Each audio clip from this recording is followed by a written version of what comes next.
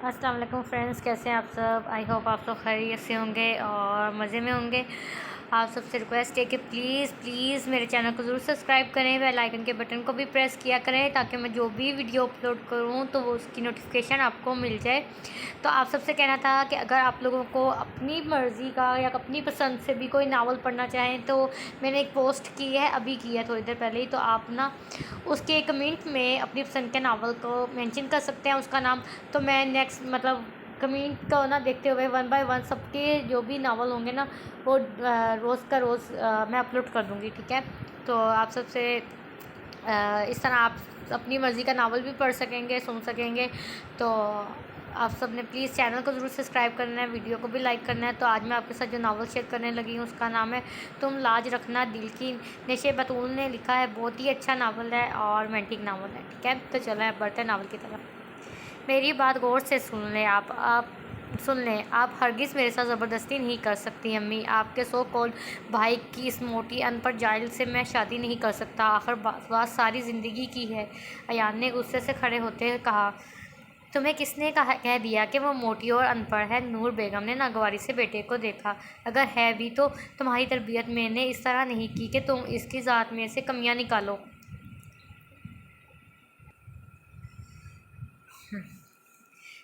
मुझे किसी से नहीं कहा, मैं बचपन से देख चुका हूँ। बस मैं कोई बदतमीज़ी नहीं करना चाहता। अयान ने कहा, बस एक मिनट बैठ कर मेरी बात सुन लो। नूर बेगम ने कहा, मैं बात तय कर आई हूँ, अब चाहो तो मेरा मुंह काला करवा दो। नूर बेगम ने कहा, what do you mean by this mummy? अम्मी, बात तय करके आई हूँ। अयान ने तकरीबन चलाते हुए कहा, हाँ, मेरा भाई ने मुझसे कुछ मांगा तो मैं कैसे इनकार करती। नूर बेगम ने कहा, अम्मी मैं नहीं करूँगा, डेट्स फाइनल। अयान ने तहर से कहा, बट माई ब्रो। काफ़ी देर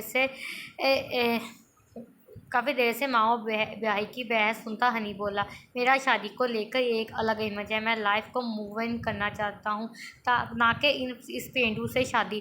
अयान ने वजाहत दी, शी इज़ नॉट पेंडू Ayaan, first you should meet हर।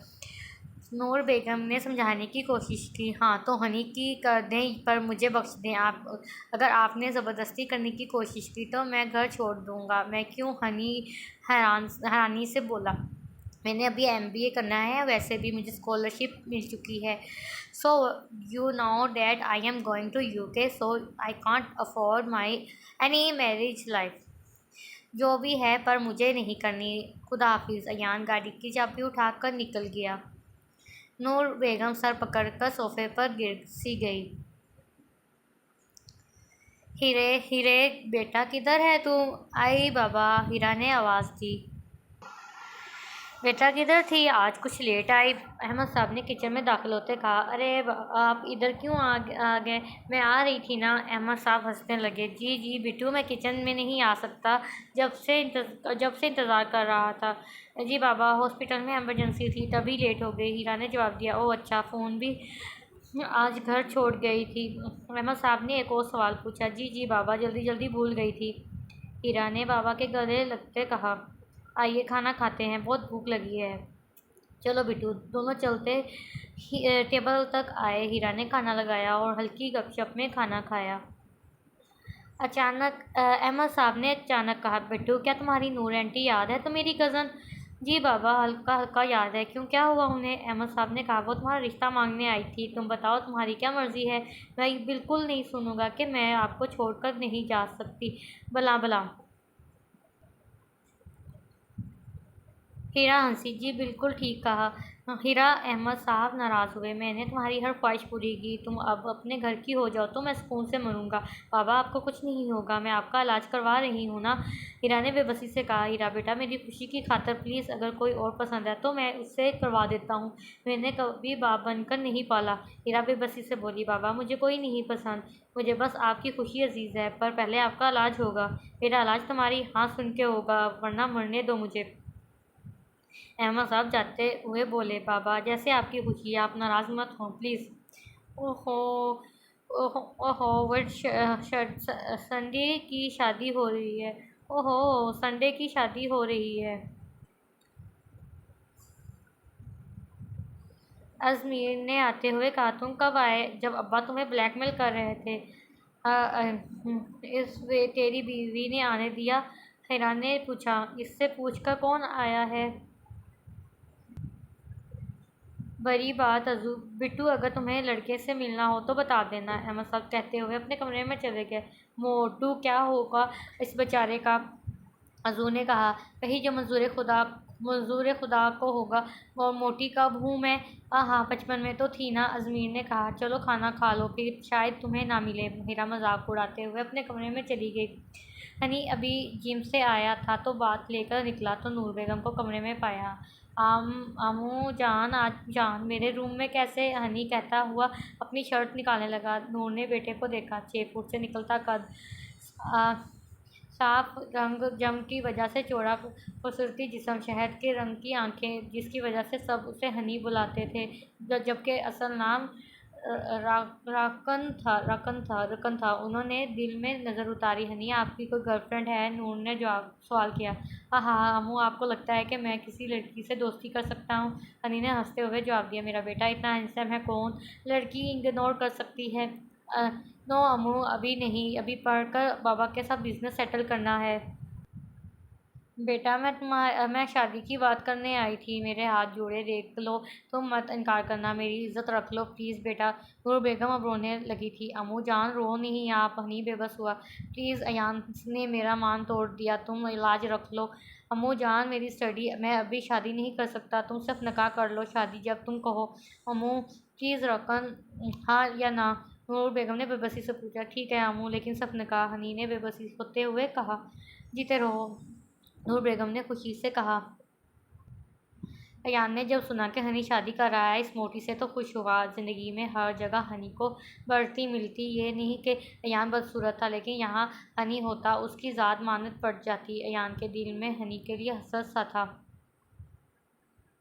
हनी ने बचपन में देखा था कि हीरा को, तब वो इतनी मोटी थी कि उससे चला नहीं जाता था। खाने की शौकीन, सांवली सी, गाँव की रहने वाली। चलो, फिटनेस किंग तुम्हारी लाइफ में अब वो मोटी। हाँ हाँ हाँ, कहाँ तुम और कहाँ वो जाहिल? यान ने मुस्कुराते हुए कहा। हेलो, कैसे हो अहमद? नूर बेगम ने अहमद साहब को कॉल करके बोला। बस दिन गिन रहा हूँ नूर, अहमद साहब ने जवाबन कहा। जब से पता चला है कि मुझे ब्रेन ट्यूमर है, मुझे तब से सिर्फ बिट्टू की फ़िक्र है, अहमद साहब ने परेशानी के आलम में कहा। बस अब तुम हीरा की फ़िक्र छोड़ दो, मैं आ रही हूँ इस्लामाबाद उसे अपनी बेटी बनाने के लिए। मुझे कोई तारीफ़ दे दो ताकि मैं उससे हनी की दुल्हन बना लूँ। हनी, अयान के साथ कहा था आपने? अहमद साहब ने हैरानगी से कहा। हनी हो या अयान? अ, हनी हो या अयान, बेटी मेरे घर आनी है, आपको कोई एतराज़ है? नहीं, मुझे खुदा के बाद आप पर पूरा भरोसा है, अहमद साहब ने यकीन दिलाया। फिर ठीक है, मैं आ रही हूँ अगले जुमे। जी बेहतर, अहमद साहब ने खुदा हाफिज़ करते कहा। डब्बे में डब्बा, डब्बे में खाएं, दुल्हन बनेगी हीरा डाइन, कंवल ने टेबल बजाते कहा, जो कि हीरा की इकलौती दोस्त थी। बस स्टूपिड, कहाँ से सोचती हो? और ये मैं इतनी परेशान हूँ। अरे यार, क्या कर रही हो? अंकल को देख कितने खुश हैं, कंवल ने समझाया। उन्हें कहा सोच कर चुप हूँ। कंवल ने उसे गौर से देखा। हर लिहाज से मुकम्मल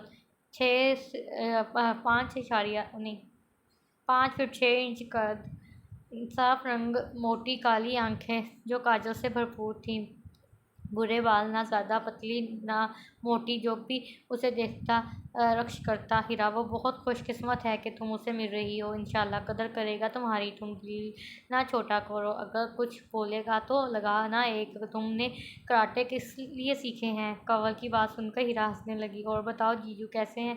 नहीं नहीं, मैंने नहीं देखा, अब देख कर करना भी क्या है? कंवल ने आंखें निकाली। अगर मोटा हुआ तो वो, तो क्या मोटे इंसान नहीं होते क्या? हीरा ने, जैसा भी है मुझे कबूल है, आखिर बाबा ने कुछ देखकर ही पसंद किया होगा। बिल्कुल ठीक कहा रानी साहबा, कंवल ने कहा। चलो इमरजेंसी राउंड लगा लें, हीरा ने हंसते हुए कहा। जिम करते उसे 2 घंटे हो गए थे, मगर अंदर का गुस्सा ठंडा होने का नाम ही नहीं ले रहा था। आखिर हैदर ने उकताहट से पूछ ही लिया। हनी यार, क्या हुआ? अपने जिगरी यार को नहीं बताएगा?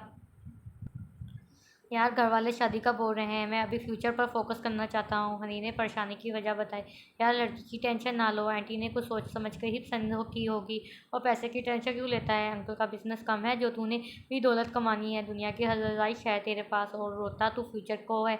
हैदर ने मोबाइल देखते हुए कहा। तेरे जैसा नहीं हूँ विला, हनी ने बैग शोल्डर पर डालते हुए कहा। हैदर की बात में दम था, तभी हनी रिलैक्स हो हुआ हो। ओए ड्रेस ले लिया शादी का? हैदर ने याद आने पर पूछा। ना क्यों, कुछ कच्छे में जाना है निकाह करने, तो ऐसा कर कच्छे में ही जा, तेरी बोटी देखकर डर जाएगी और फदा भी हो जाएगी। हैदर ने हनी को देखा, जो उसे ही देख रहा था। अपने जैसा समझा है क्या? हनी ने गुस्से से कहा। नहीं नहीं, मैं तो कच्छे में भी नहीं जाना, अभी तो शर्म कर बेशर्म कहीं के। हनी के कहते ही दोनों का कहका बुलंद हुआ। अयान अपनी गर्लफ्रेंड के साथ लंच कर रहा था। बहुत मुश्किल से आज रिदा हाथ आई थी। रिदा मेरी जान, तुम्हें मुझ पर एतबार नहीं? अयान ने रिदा को फंसाने के लिए जाल बिछाया। मुझे है, लेकिन जो तुम कह रहे हो वो कैसे करूं, वो भी शादी से पहले? रिदा ने कहा। तो क्या हुआ, शादी में अभी टाइम है, तो मैं तरसता रहूं? वो तुम्हारे घर वाले मानते भी नहीं, और ना तुम बात करती हो इससे, और तुम्हें मुझ पर एतबार नहीं, वो अलग बात है। अयान ने चालाकी से कहा। अब तुम नाराज़ मत हो, रिदा ने तड़पते हुए कहा। तो और क्या करूं? अयान ने गुस्से से कहा। यार प्लीज़ अयान, समझो ना, रिदा ने बेबसी से कहा। क्या समझूं, कितना इंतज़ार करूं, कितना तरसूं मैं? अच्छा ठीक है, नाराज़ मत हो, और सर झुका गई। तो चलो फिर, अयान ने कहा। वो लफ्ज़ों का खिलाड़ी था, ये मछली भी जाल में फंस गई। या फिर हीरा कंवल ने जीन्स खरीदी, हीरा को चुटकी काटी। क्या तकलीफ़ हो रही है? हीरा ने चिढ़ते हुए कहा। वो देख, वो लड़का गंदे गंदे इशारे कर रहा है। कंवल ने आगाह किया। कहाँ है? हीरा ने नज़र घुमाते हुए कहा। वो देख, वाइट शर्ट वाला। कंवल ने इशारे से बताया। ज़रा साथ आओ, हीरा ने शॉपर पर कंवल को पकड़ाते हुए कहा, और दोनों चलती हुई इस लड़के के पास आई, जो उन्हें देखकर पति से निकाल रहा था। हीरा ने आते ही इस लड़के के मुंह पर पंच मारा। अब हंस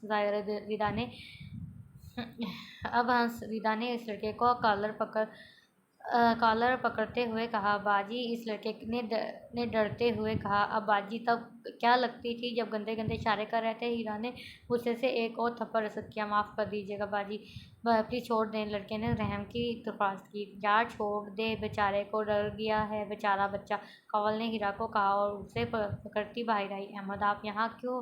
कहोगे हम वहीं आ जाएंगे, नूर बेगम ने कहा। शुक्रिया नूर, मैं चाहता हूँ निकाह गाँव वाली हवेली में करूँ, तो सोचा आपका फ़ैसला भी जान लिया जाए। अहमद साहब ने कहा। यहाँ आप कहें, हम आपके साथ हैं भाई, नूर बेगम ने प्यार भरे लहजे में कहा। शुक्रिया नूर, चलें फिर जुमे को मिलते हैं इंशाल्लाह। अरे तुम जल्दी करो, बहुत काम पड़ा है, आज जाना बहुत ज़रूरी है, अहमद साहब ने अजमीर को कहा। बाबा जान, ये घर इतना बड़ा है कि 200 बंदा इसमें समा सकता है, तो फिर गांव जाने की क्या ज़रूरत है? अजू ने कहा।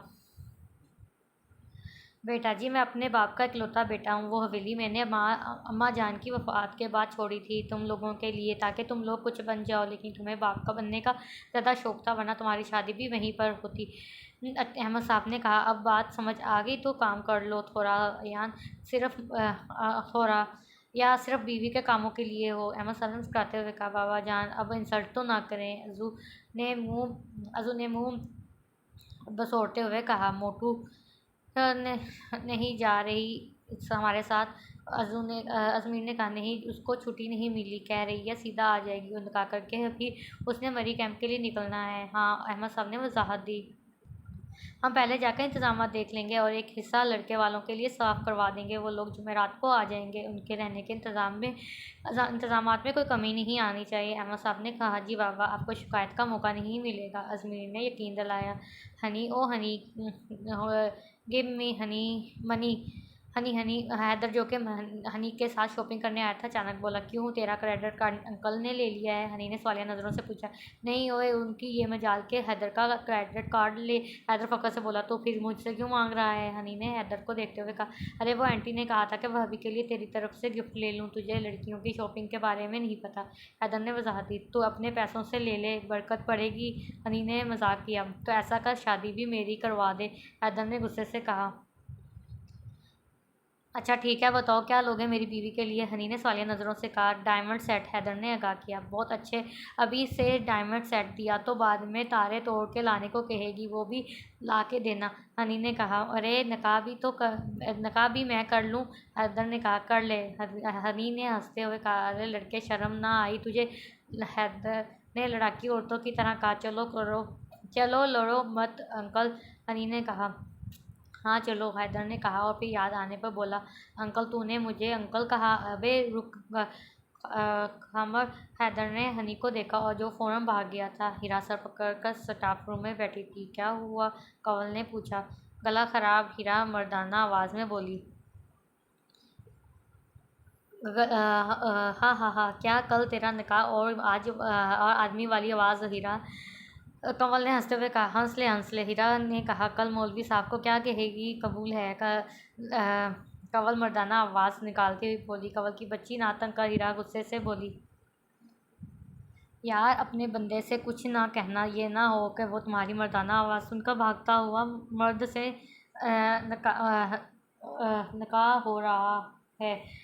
कंवल ने हंसते हुए कहा। दफ़ा हो, तैयारी कर, आज रात निकलना है, हीरा कहकर उठ खड़ी हुई। अच्छा सुनो, आई लव यू, कंवल ने मर्दाना आवाज़ में कहा। जा दफ़ा हो और बात ना करना मुझसे, हीरा कहते हुए बाहर निकल गई और कंवल भी हंसते हुए उसके पीछे भागी। अयान प्लीज़ तमाशा बंद करो, तुम्हारे भाई का निकाह है और तुम जा रहे हो, नूर बेगम ने कहा। हाँ मोम, मुझे काम है, मेरी मीटिंग है बहुत ज़रूरी, जिसे मैं किसी सूरत भी मिस नहीं कर सकता। यान ने कहा। तो इस्लामाबाद जा रहे हो? आ जाना, हनी ने कहा। जान, मैं पूरी कोशिश करूँगा आने की, लेकिन मुझे नहीं लगता मैं आ सकूँ, यान ने हनी की तरफ देखते हुए कहा। चलो ठीक है, अगर आ सको तो आ जाना, और हनी तुम भी तैयार हो जाओ, दोनों ने एक ज़बान में होकर कहा। आ गए बाराती, पीछे दूल्हा राजा। कोरी मत खोल दरवाज़ा, तुझे खा जाएगा दूल्हे राजा, हैदर ऊंची आवाज़ में गाना गा रहा था। ये क्या है ओए? हनी ने कहा। सॉन्ग, और हैदर ने जवाब दिया। ये सॉन्ग है यार, अगले बंदे को वार्निंग। ये बता ज़रा, तू दोस्त मेरा है या उसका? हनी ने गुस्से से उसे ऐसा से थप्पड़ मारते हुए कहा। अभी से जो रुके गुलाम, उफ मुझे मार दो, खून पी जाओ मेरा, कत्ल कर दो मुझे। हाय दोस्त, दोस्त ना रहा। हैदर ने लेट के एक्टिंग की। तो अब जो चवल बनना है के पैदाइश से है, चल शाबाश, उठ गाड़ी चला, हनी ने कहा। क्यों, तुम्हें क्या है? हैदर ने उठते हुए कहा। मेरा निकाह है आज, तो उठ शाबाश, टाइम हो गया है, निकलना है, नहीं तो कोई आके दो 2 रुपए देकर तेरी 2 रुपए वाली कर जाएगा, रोड है लेटा है, हनी हंसते हुए बोला। ओह, 2 रुपए वाला तेरा मुंह है, तेरा स्पेशल दिन है तो इसलिए बख्श रहा हूँ, चलो अब, हनी हंसते हुए चल पड़ा। रात के 8 बजे जब वो लोग हवेली दाखिल हुए तो अहमद साहब और अजमीर दोनों गेट पर ही खड़े थे। नूर बेगम ने गाड़ी से निकलते ही अहमद साहब ने उसके सर पर प्यार किया। हैदर और हनी पीछे खड़े थे तो अजमीर ने आगे बढ़कर उन दोनों को गले लगाया। ये है आपका बेटा राकन, हम जैसे हनी कहकर पुकारते हैं। नूर बेगम ने हनी को आगे करते कहा। अस्सलाम वालेकुम अंकल, हनी ने आगे बढ़कर कहा। वालेकुम अस्सलाम शहजादे, और अंकल नहीं बाबा, अहमद साहब ने प्यार से कहा। और सब खैरियत? अयान किधर है? अहमद साहब ने इधर उधर नज़र घुमाते हुए कहा। वो बस काम में मसरूफ़ है तो आ नहीं सकेगा, नूर बेगम ने कहा। मैं आपका इकलौता लाडा, अजमीर ने कहा। हनी ने इस सांवले रंग के हैंडसम लड़के को देखा और मुस्कुरा दिया। और मैं हनी साहब का इकलौता दोस्त, हैदर ने पीसी निकाल कर कहा। इन दोनों के अंदाज पर सब हंसने लगे। जाओ अजमीर, इनको इनके रूम दिखा दो, थोड़ा सा इनाम कर लें, अहमद साहब ने अजमीर को देखते हुए कहा। अहमद और अजमीर उन्हें लेकर अंदर आ गए। ये गाँव इस्लामाबाद से थोड़ा दूर था, मगर सबको ये हवेली बहुत पसंद आई। खाना खाने के बाद सब अपने अपने रूम में गए तो अहमद साहब हनी के रूम में आ गए। अंकल, ओ सॉरी बाबा, आप मुझे बुला लेते, हनी ने अहमद साहब को देखते हुए कहा। क्यों, मैं अपने बेटे के रूम कमरे में नहीं आ सकता? अहमद साहब ने मुस्कुराते हुए कहा। नहीं बाबा, आप जब चाहें आ सकते हैं और बुला भी सकते हैं, हनी ने जवाब दिया। बेटा, मैं आपसे कुछ पूछने आया हूँ कि आप ये निकाह अपनी मर्ज़ी से कर रहे हो या मेरा मतलब कोई सब ज़बरदस्ती तो नहीं? अहमद साहब ने कहा। नहीं नहीं अंकल, और सॉरी बाबा, मुझे अम्मी की खुशी अजीज़ है, हनी ने कहा। बेटा, मैंने हीरा को बहुत नाज़ों से पाला है, वो गुस्से की थोड़ी तेज़ है, अगर कभी कोई गलती कर दे तो माफ़ कर देना, अहमद साहब ने हाथ जोड़ते हुए कहा। अरे नहीं नहीं बाबा, ये आप क्या कर रहे हैं? बेटा भी कह रहे हैं और हाथ भी जोड़ रहे हैं, आप तो मुझे गलती करने पर मार भी सकते हैं, और ऐसी बात दोबारा दोबारा नहीं करनी, कुछ नहीं होगा आपको। हनी ने घुटनों के बल बैठते हुए कहा। अहमद साहब ने हनी को गले लगा लिया। मैं खुशकिस्मत हूँ कि तुम जैसा बेटा मिला है। अजमीर और हैदर हनी का सर खा रहे थे, उसे तैयार होने नहीं दे रहे थे। तुम दोनों यहाँ दफ़ा हो जाओ, मुझे नहीं जाना गांव के सलोन। बाद में हनी की बजाय शादा बना हूँ। हनी ने उकताहट से कहा। ये काले डोरे आंखों में सुरमे से भरे आंखें, तेल से सेट किए बाल और अजमीर ने क्या बीच की मांग। हाँ हाँ हाँ। हनी हनी की बात सुनकर हैदर ने कहा। हाँ हाँ सोचो। अजू ने कहा। तुम दोनों यहाँ से निकल जाओ वरना। हनी ने गुस्से से कहा। हनी की बात सुनकर हैदर ने कपड़े उठाए और वॉशरूम में घुस गया। हनी और अजू बातें करने लगे। यार हनी, मेरी शलवार में अज़ार बंद नहीं है। हैदर ने दुखी होते हुए कहा।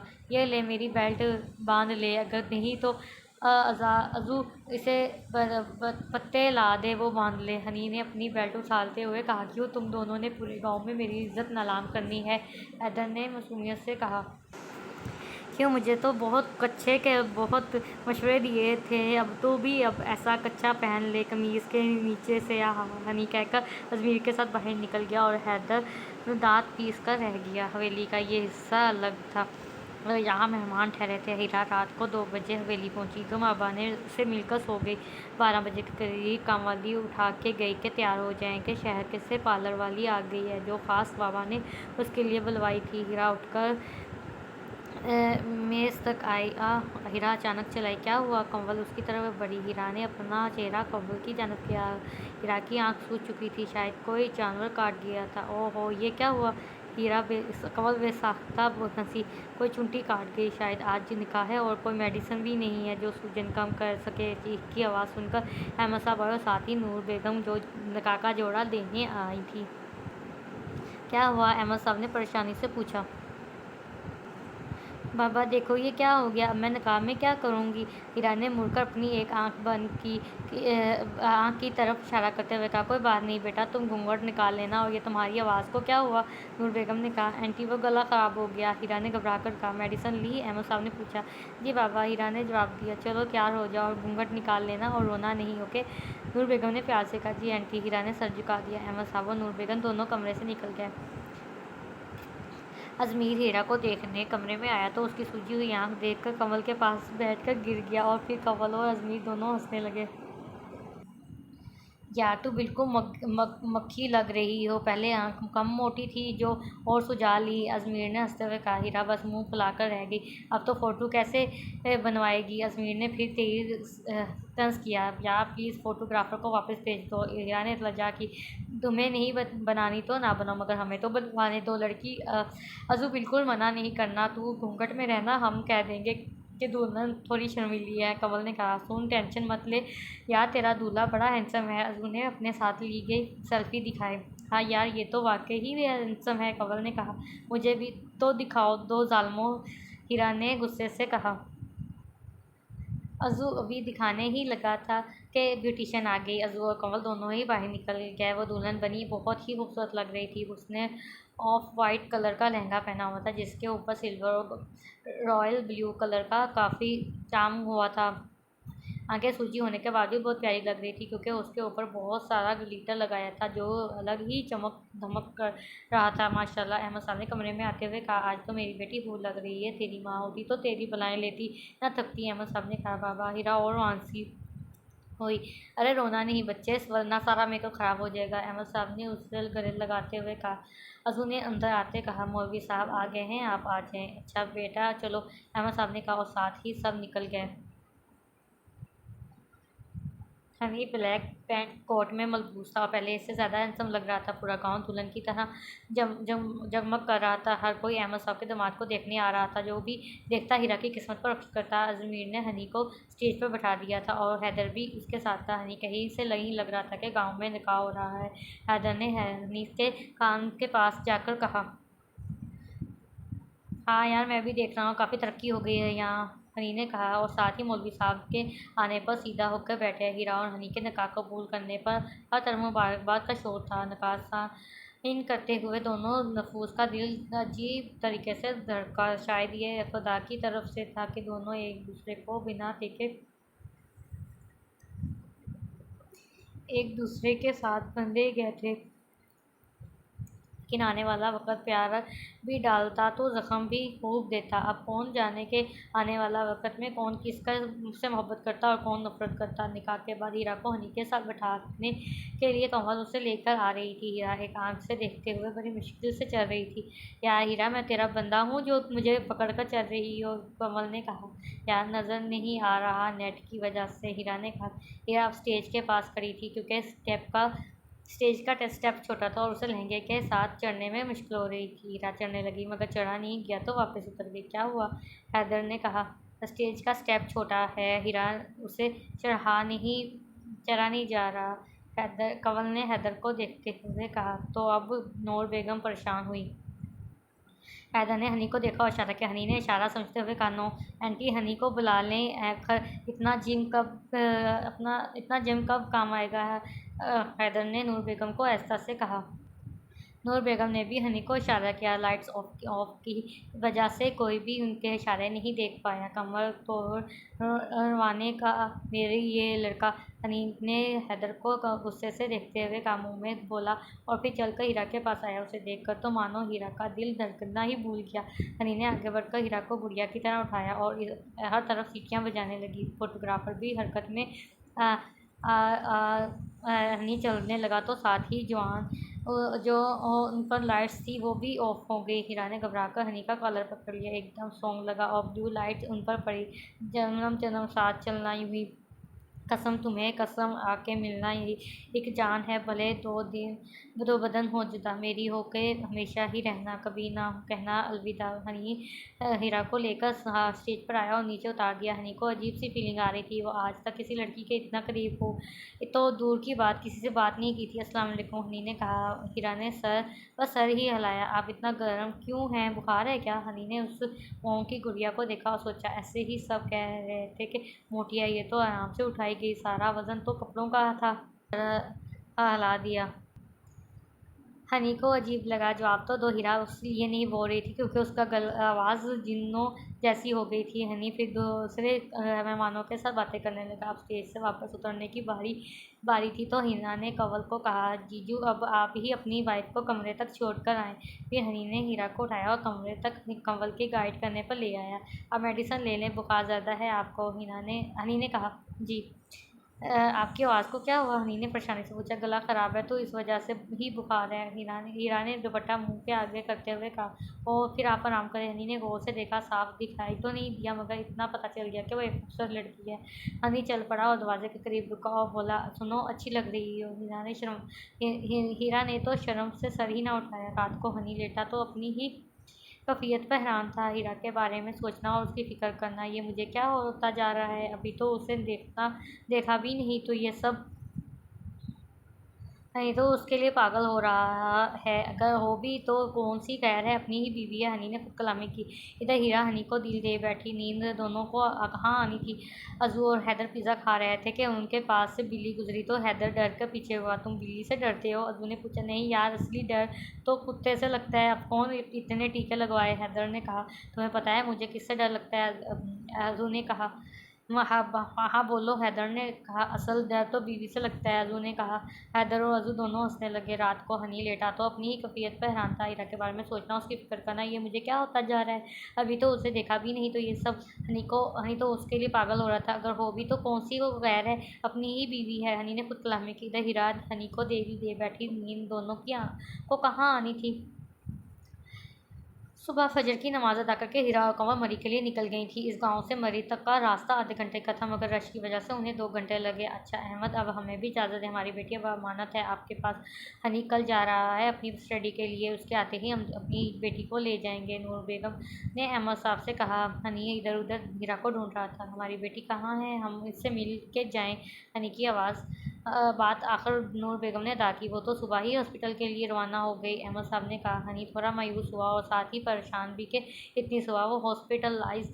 और अहमद साहब ने आगे बढ़कर हनी को गले लगाया। बेटा, ये सब आपका है, जब चाहे आओ। और मेरी सब बेटा कहा ही नहीं माना भी है, ये छोटा सा तोहफा आपके लिए, इनकार मत करना है। साहब ने न्यू स्पोर्ट कार के पेपर्स उसे थमाते हुए कहा, नहीं बाबा मैं ये नहीं ले सकता। हनी ने कहा, अरे बाबा कहते हो, इनकार करो, लोगे रख लो। अहमद साहब ने डांटा और हैदर को उन्होंने तोहफे दिए। और हाँ, कार तुम्हें लाहौर में मिल जाएगी, अहमद ने याद आने पर कहा। जी, हनी ने कहा। अब इजाज़त भाई और हीरा बेटी को प्यार देना, नूर बेगम ने मुस्कुराते हुए कहा। हीरा ड्राइविंग करते मुसलसल हनी को सोच रही थी। क्या हुआ, क्या सोच रही हो? कंवल ने कहा, यार प्यार क्या होता है? हीरा ने पूछा। कंवल हैरान हुई, वो बचपन से हीरा के साथ थी, वो कभी इन चक्रों में नहीं पड़ी थी, और अब अचानक प्यार। वो कल निकाह हुआ और आज प्यार हो गया जनाब को। कंवल ने उसे तंग किया। अरे नहीं यार, ऐसी ही पूछ रही हूँ, हीरा ने मुस्कुराते हुए कहा। और वैसे ही नहीं, हनी से हुआ है प्यार, वैसे बनता भी है, वो है ही इतना हैंडसम। और तो और तेरा हस्बैंड भी है, कंवल ने कहा। हीरा ने कोई जवाब ना दिया, बस मुस्कुरा दी। गिफ्ट खोलने कंवल ने कहा। कौन से गिफ्ट? हीरा ने कहा। अरे यार, तुम्हें बताना याद नहीं रहा, जब तुम सो गई तब हनी आया तुम्हारे साथ ये गिफ्ट्स लेकर, कंवल ने कहा। तुमने मुझे उठाया क्यों नहीं? हीरा ने कहा। यार भाई ने कहा था आराम करने दो, इसलिए नहीं उठाया, कंवल ने कहा। अच्छा ठीक है, पर वहाँ जाकर खोलेंगे, कंवल ने मुस्कुराते हुए कहा। यार अभी खोलो, क्या पता कोई लव लेटर हो, कंवल ने कहा। नहीं यार, शाम को जब फारग होंगे तब खोलेंगे, हीरा ने कहा। चलो ठीक है, कंवल ने कहा। यान जब मीटिंग से फारग होकर लेटा तो मोबाइल पर मरी विंडो की फोरकास्ट देखी तो उठ खड़ा हुआ। जी चलो जी, अब मरी के मौसम को एंजॉय किया जाए। यान ने खुद कलामी की और कमरे से निकल गया। रात को जब कंवल और हीरा काम से फारग हुए तो दोनों कमरे में आ गई जो उन्हें डिपार्टमेंट की तरफ से मिला था, और आपको गिफ्ट्स खोलने लगी। चॉकलेट्स, परफ्यूम, डेकोरेशन पीस और एक उन्हीं की तस्वीर का छोटा सा फ्रेम। एक बॉक्स कंवल ने खोला, हीरा को पकड़ाया, जिसके ऊपर लिखा था, मेरे डायमंड के लिए एक छोटा सा डायमंड। जब खोला तो अंदर से एक आर और एच का नेकलेस, एक रिंग और एक ब्रेसलेट था, छोटा सा मगर बहुत ही नफीस। कंवल ने कहा, ओह भाई का टेस्ट तो और क्लास है। वो अलग बात थी कि जब सब कुछ हैदर ने चूज़ किया था। हीरा मुस्कुरा दी और नेकलेस और बाकी चीज़ों को पहनकर शीशे में देखने लगी। उसके कानों में हनी की आवाज़ गूंजी, अच्छी लग रही हो। उसकी धड़कन अचानक तेज़ हुई और वो अपनी कफीर से ही घबरा गई। चलो अब सोने दो मुझे, हीरा ने अपनी घबराहट पर काबू पाते हुए कहा। ओहो, अब नींद कहाँ आनी है? कंवल भी हीरा को छेड़ती हुई अपने बेड पर लेट गई। ठंड अब बढ़ती जा रही थी। हीरा भी हनी को सोचते हुए सो गई। अयाना वापस होटल आकर गधे बेचकर सो रहा था तो उठा और खिड़की से बाहर देखा। यहाँ अब हल्की सी बर्फबारी हो रही थी। अयान ने अब अपनी जैकेट पहनी और बाहर निकल गया अकेला घूमने के लिए। थोड़ी देर तक घूमता रहा। अब मौसम और ठंडा हो रहा था तो वापसी के लिए मुड़ा। हर चीज़ फिसल रही थी। अचानक अदर से एक गाड़ी आई। फिसलते हुए वो अचानक पीछे हुआ तो पाँव फिसला और वो साइड की खाई में गिरता चला गया। हनी अपनी पैकिंग पर आखिरी नज़र डालता उसे उठाने लगा। उसने यूके और लंदन का इंतखाब किया। वहाँ पर सेमेस्टर शुरू हो चुका था, इसलिए जल्दी में निकलना पड़ा। उसकी फ़्लाइट 1 घंटे में थी, इसलिए वह नूर बेगम से मिलकर गाड़ी में आ बैठा। एयरपोर्ट पहुंचकर उसने यान को कॉल की, मगर नो आंसर। चलो वहाँ पहुंचकर कॉल करता हूँ, अनी ने सोचा और अपनी सीट पर आकर बैठ गया। हैदर के हवासों हर कवल छाई हुई थी। हाय अम्मी, मेरा क्या होगा? मेरी खोपड़ी में वो लड़की सवार है। हाय हनी, तू भी चला गया, इसका पता कहाँ से लूँ? हाय मेरे दिल का रोग लग गया। हाय मुझे दिल का रोग लग गया। हैदर कभी बेड पर लेटता तो कभी इधर तो कभी उधर, आखिरकार बेड से नीचे गिर गया। आए हुए मुझे कमर का रोग भी लगा गई वो लड़की। हैदर कमर पकड़कर बेड पर ही लेट गया। रिदा बेड पर लेटी अपनी तबीयत का सोच रही थी, जो दिन ब दिन ख़राब होती जा रही थी। रिदा बेटा, क्या हुआ? तुम्हारी तबीयत दिन ब दिन ख़राब होती जा रही है, चलो डॉक्टर के पास चलो। रिदा की अम्मी ने उसे कहा। नहीं अम्मी, कल स्कूल से वापस पर खुद ही चली जाऊँगी। रिदा कहकर कमरे में आ गई और यान को कॉल करने लगी। दूसरी तरफ कोई होता तो फ़ोन उठाता। जनवरी के अवालीन दिन थे। हर तरफ ठंड का राज था। हीरा स्टाफ रूम में बैठी थी कि तभी डॉक्टर रूबी अंदर आई और बोली, डॉक्टर हीरा जल्दी चलें, एक इमरजेंसी केस है, कोई ज़ख्मी है, शायद पहाड़ से गिरा है। हीरा फ़ौरन अलर्ट हुई और चलो जल्दी। हीरा बाहर की तरफ बढ़ी। हीरा इमरजेंसी वार्ड में दाखिल हुई। यहाँ एक ज़ख्मी लड़का था। हीरा ने आगे बढ़कर चोट का जायज़ा लिया। चोटें ज़्यादा गहरी नहीं थी, शायद किसी ने ऊपर उसे गिरते हुए देख लिया था, तभी बरवकत हॉस्पिटल पहुंचा दिया। सर, बाजू और टांगों पर ही चोटें आई थी। हीरा ने फ़ौरन ट्रीटमेंट स्टार्ट किया और नर्स को ज़रूरी हिदायत देकर रूम से बाहर आ गई। अयान ने दर्द की वजह से आंखें खोली तो अपने आप को हॉस्पिटल में पाया। फिर उसने याद करने की कोशिश की कि तो उसे सब याद आ गया। डॉक्टर रूबी ने जब उसे होश में देखा तो फ़ौरन हीरा को बुलाने लगी। हीरा कमरे में दाखिल हुई। कैसे हैं आप? ब्लैक जीन्स के साथ वाइट कलर की शर्ट पहने, बालों का ढीला सा जुड़ा पहनाए। शर्ट ज़्यादा वाइट थी या हीरा अयान तो उसे देखता ही रह गया। उसकी बहुत सी गर्लफ्रेंड्स थी, मगर उसे देखकर तो वो अपना दर्द भी भूल गया। हेलो, हीरा ने खोए हुए अयान के सामने अपना हाथ लाया। कहीं दर्द तो नहीं? हीरा ने कहा तो अयान का हाथ दिल तक गया। हीरा ने उसकी शर्ट पीछे करके जख्म देखा और सिस्टर से कहा था, सिस्टर इनका जख्म साफ करके एलमेंट लगा दें।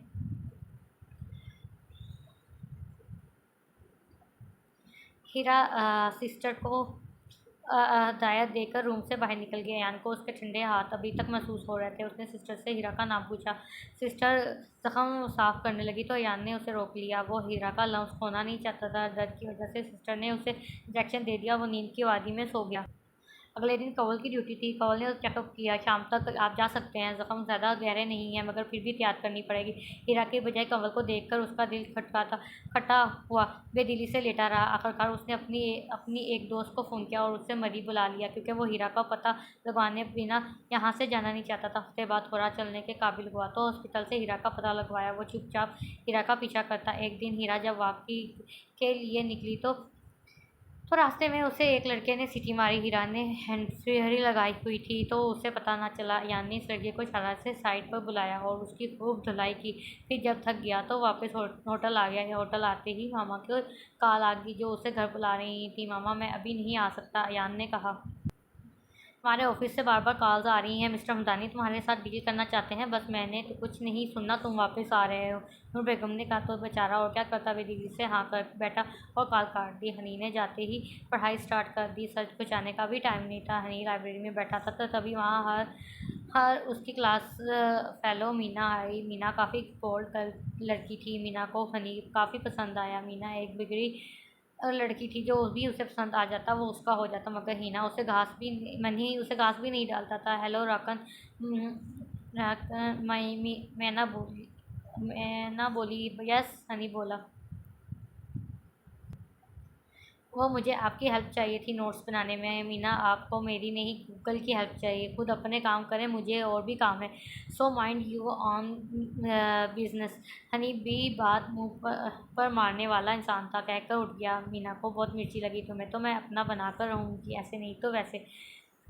आप 4 हफ्तों से प्रेग्नेंट हैं मिस रीता। डॉक्टर ने रीता के सर पर बम फोड़ा। रीता ने डॉक्टर की बात भी पूरी ना सुनी और बाहर की जानब दौड़ लगा दी। बाहर आकर खुली हवा में सांस लिया, जैसे सदियों की कैद में हो।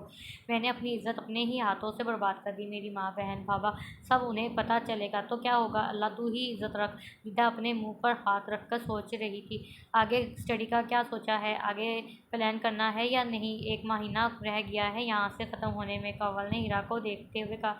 हाँ, बाबा से आज ही बात करती हूँ, देखो क्या कहते हैं। वैसे भी यहाँ मरी में 2 दिन की ड्यूटी गई है और जाते ही अप्लाई करना पड़ेगा। हीरा ने चाय पीते हुए कहा। रात ड्यूटी से फारिग हुई होकर हीरा कमरे में आई। कंवल दूसरे कमरे में गई थी कुछ सामान लेने। हेलो बाबा, अस्सलाम वालेकुम। हीरा ने हमदानी साहब को कॉल की करके वालेकुम सलाम। बिट्टू कैसी हो? अहमद साहब ने कहा। जी बाबा, आप बताएं तबीयत कैसी है और मेडिसिन ले रहे हैं? हीरा ने कहा। जी हाँ बिट्टू, ले रहा हूँ। पता है मुझे कि अगर ना ली तो मेरी बिटिया मुझसे नाराज़ हो जाएगी। अहमद साहब ने कहा। बाबा, वो मैंने इसलिए कॉल की थी कि मैं आगे अप्लाई करना चाहती हूँ। स्पेशलाइज पूरी होने में सिर्फ 1 महीना रह गया है, तो आपकी इजाज़त चाहिए थी। हीरा मुद्दे पर आई। बेटा, अब तुम्हें अपने शोहर की इजाज़त लेनी चाहिए। इसके फैसले को अहमियत दो। मैं तो हर फैसले में तुम्हारे साथ हूँ। अहमद साहब ने कहा। बाबा, वो मेरे पास उनका नंबर नहीं है। हीरा ने झिझकते हुए कहा। मैं भेज देता हूँ, मुझे यकीन है उसे कोई इतराज़ नहीं होगा, वो खुद भी पढ़ रहा है। अहमद साहब ने कहा। जी बाबा। हीरा ने कुछ और बातें करके फ़ोन बंद कर दिया। हीरा ने टाइम देखा तो रात के 12 बज रहे थे। लंदन का वक्त 5 घंटे पीछे था। तो फिर हनी को कॉल करने लगी। हनी अभी जिम से इस आया था और बैठकर शूज़ उतार रहा था कि व्हाट्सएप पर कॉल आने लगी। पाकिस्तान से कॉल। हनी ने खुद से कहा और फिर कॉल अटेंड कर लिया। अस्सलाम वालेकुम, हनी ने कहा। वालेकुम अस्सलाम, हीरा ने कहा।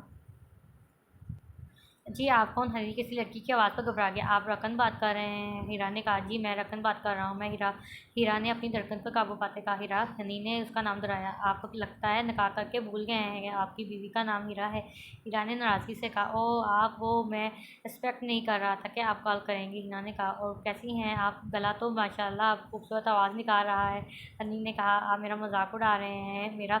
हीरा ने कहा नहीं मेरी ये मजाक है आपका मजाक उड़ाऊँ, मैं तो बस आपकी तारीफ़ कर रहा हूँ। और बताएं मुझे कैसे याद किया? हनी ने कहा एक्चुअली मैं आगे स्टडी करना चाह रही थी तो बाबा ने कहा आपसे इजाज़त ले लूँ। हीरा ने कहा ओ तो और किस चीज़ में एडमिशन लेना है? हनी ने सोचा बीए करना हो। जी मैं मेडिकल की स्पेशलाइज़ कर चुकी हूँ, अब आगे एडमिशन लेना है। हनी को हैरत हुई कि वो डॉक्टर बन रही है। देखिए मैं कोई पाबंदी लगाने वाला बंदा नहीं हूँ, जो आपका दिल करे वो करें। मगर हनी ने अपने हैरत छुपाते हुए कहा मगर पतो जैसे हीरा की सांसें अटक गईं। मगर क्या? हीरा ने पूछा मगर मैं ये चाहूँगा कि आप जो करें वो इज़्ज़त को नज़र में रख कर करें और हाँ मैं हर जगह आपके साथ हूँ। हनी ने कहा और रही बात पढ़ाई की तो तुम शादी के बाद बल्कि बूढ़ी होने तक भी पढ़ सकती हो। हनी ने शरारत से कहा जी थैंक्स और मैं आपको अभी शिकायत का मौका नहीं दूंगी। हीरा ने मुस्कुराते हुए कहा वो तो दे दिया। हनी ने कहा जी वो कैसे? अभी तक मुझे अपनी प्यारी सी सूरत ना दिखाकर। हनी ने नाराज़गी से कहा ओके मैं भेजती हूँ। हीरा ने कहा अच्छा सुनिए। हनी ने हंसते हुए कहा जी सुनाइए। हीरा ने कहा अगर तुम बाबा की बजाय कभी किसी भी चीज़ के लिए मुझे तंग करो तो मुझे अच्छा लगेगा। हनी ने कहा हीरा ने खुदाफिज कहते फ़ोन रख दिया क्योंकि उसकी की धड़कन बहुत तेज़ हो गई थी। इधर हनी का भी यही हाल था। हनी ने मोबाइल पर मैसेंजर टोन एक साथ बजने लगे। हीरा ने तकरीबन 20 के करीब पिक्चर्स भेजी थी। हनी जल्दी से मोबाइल पकड़कर तस्वीरें देखने लगा। रही से कसर भी बाकी ना रही। हनी का हर पोस्ट दिल आ गया। हनी ने दिल वाला इमोजी सेंड हीरा मुस्कुरा दी। हनी का नंबर सेव किया तो हनी की डीपी शो हुई। डीपी सेव की और उसे देखने लगी। हाय हीरा तू तो गई। हीरा खुद को कहकर हंसने लगी। इधर हनी ने भी हीरा का नंबर सेव कर लाइफ लाइन से सेव किया और उसकी देखता हुआ बेड पर गिर गया। पागल करेगी ये लड़की मुझे। हनी ने खुद कलामी की और उठकर फ्रेश होने चला गया। लाहौर वापस आकर हैदर बहुत अजीब हो गया था। हर वक्त उदास उदास। अभी भी हैदर काफ़ी टेबल पर रखे कंबल के बारे में सोच रहा था। मनूज कहीं कि अगर मिलना नहीं था तो पसंद क्यों आई? हैदर कंबल को बुला बुला कह रहा था। तभी फ़ोन की बेल बजी तो उसने मोबाइल देखा तो हनी की कॉल थी। हैदर ने फ़ोन उठा के सर्द आप भर के कहा हेलो बोला। ओहो सर आए सब खैर तो है ना? हनी ने मुस्कुराहट उतारते हुए कहा मुझे प्यार हो गया है। हैदर ने कहा हाँ प्यार हो तुझे? हाँ। हनी ने हंसते हुए कहा हाँ हाँ उड़ा ले मजाक। हैदर ने नाराज़गी से कहा अच्छा छोड़ ये बता कौन है वो? कहाँ है दिखा। हनी ने कहा पता नहीं कौन है और तेरी शादी पर देखा है तेरी बीवी के साथ। हैदर ने कहा अच्छा रुक एक तस्वीर भेजता हूँ ज़रा बता कौन सी है। हनी ने कहा। हनी ने एक पिक भेजी जिसमें दो लड़कियां एक साथ खड़ी थी। दोनों ने एक जैसे जीन्स पहनी थी एक जैसी टॉप्स। ओहो ये तुझे कहाँ से मिली? हैदर ने हैरानगी से कहा जो राइट साइड पर खड़ी है वो हीरा है मेरी वाइफ और साथ उसकी बेस्ट फ्रेंड। उसने अभी पिक्चर अपलोड की है। हनी ने कहा अच्छा भाभी से कब बात शुरू की और मुझे बताया भी नहीं? हैदर ने कहा यार कल ही किया है उसने फ़ोन और तुझे बताया वो ये दोनों डॉक्टर्स हैं। हनी ने कहा ओह अच्छी बात है तेरे वाली और मेरे वाली दोनों डॉक्टर्स हैं रख रख के टीके लगाएंगी। हैदर ने कहा सही कहा। हनी ने कहा अच्छा यार सुन यार भावना भाभी से कह देना कि मेरी भी सेटिंग करवा दे। हैदर ने कहा अच्छा करता हूँ कुछ। हनी ने कहकर फ़ोन बंद कर दिया। हैदर घर आकर बेड के ऊपर चढ़कर भंगड़े डालता रहा। मेरे ख्वाबों में जो आए आके मुझे छेड़ जाए मेरे ख्वाबों में जो आए आके मुझे छेड़ जाए कभी सामने तो आए। हाँ ला ला हाय हाय कौन मर रहा है? तू ठीक तो है? हैदर की अम्मा शोर सुनकर उसके कमरे में आई आती हुई बोली। अब अम्मा को कौन बताए कि वो तरफ कम और नीचे लेट कर डांस ज़्यादा कर रहा था। मासूम अम्मा अम्मी मैं गाना गा रहा हूँ। हैदर ने कहा। अम्मा सर पकड़कर बैठ गई। बोली मैं नीचे से देख रही थी कि तू चीख रहा था और साथ ही तड़प रहा था इसलिए मैं ऊपर आई पर मुझे क्या पता कि औलाद है ही नैश। हैदर की उनकी अम्मा ने गुस्से से कहा और एक टांग वो हैदर की नर्स करती उठी। और दरवाज़ा तक जाकर फिर रुक गई। जिस पागल का दौरा पड़ा है ना मिलवा देना उससे। हैदर फिर से नाचने लगा तो उसकी अम्मा ने दरवाजे के पास खड़े होकर ही अपनी जूती फेंकी जो हैदर की कमर पर लगी। हाय ओए! हैदर दर्द से चीखता हुआ बोला। अब आवाज़ निकाली ना तो एम्बुलेंस लेकर जाएगी, वो भी पागलों के हॉस्पिटल। उसकी अम्मा उसे गुस्से से कहती हुई चली गई। हनी रोज़ हीरा को कॉल करता। जैसे जैसे दिन गुजरते जा रहे थे इनमें प्यार बढ़ता जा रहा था। अभी मुंह से दोनों ने नहीं कहा था मगर दोनों तरफ हाल बराबर ही था। वैलेंटाइन डे आ रहा था तो हैदर ने हनी का सर खा लिया कि कंवल के लिए। हनी ने हीरा को कॉल की तो इत्तेफाक से हीरा ऑपरेशन थिएटर में थी तो कॉल कंवल ने उठाई। हेलो भाई, कैसे हो? कंवल ने कहा। आप कौन? हनी ने कहा। मैं कंवल। कंवल ने कहा। ओह, कैसी हैं आप कंवल सिस्टर? हनी ने कहा। मैं ठीक हूँ, आप सुनाएं, आप कैसे हैं? कंवल ने कहा। मैं भी ठीक हूँ। हीरा कहाँ है? हनी ने पूछा। वो ऑपरेशन कर रही है। कंवल ने जवाब दिया। हाँ हाँ, अल्लाह रहम करे इस पर जो हीरा के हाथ चढ़ा है। हनी ने हंसते हुए कहा। आप मेरी बहन को हल्के में ना लें, वो बहुत अच्छी डॉक्टर है। कंवल ने कहा। हाँ आई नो, मुझे इससे तुम्हारे बारे में बात करनी थी। मेरे दोस्त को तुम पसंद हो और मैं कोई ऐसा वैसा लड़का नहीं हूँ जो दूसरों की सेटिंग करवाता फिरूँ। वो तुम्हें पसंद करता है और शादी करना चाहता है। अगर तुम मुनासिब समझो तो इससे बात कर लेना। मैं हीरा को इसका नंबर दे दूँगा। मुझे भाई बोला है तो मुझ पर यकीन रखो, वो बहुत अच्छा लड़का है। हनी ने कहा और फ़ोन रख दिया। हीरा का ऑपरेशन ख़त्म हो गया तो वो वहाँ आ गई।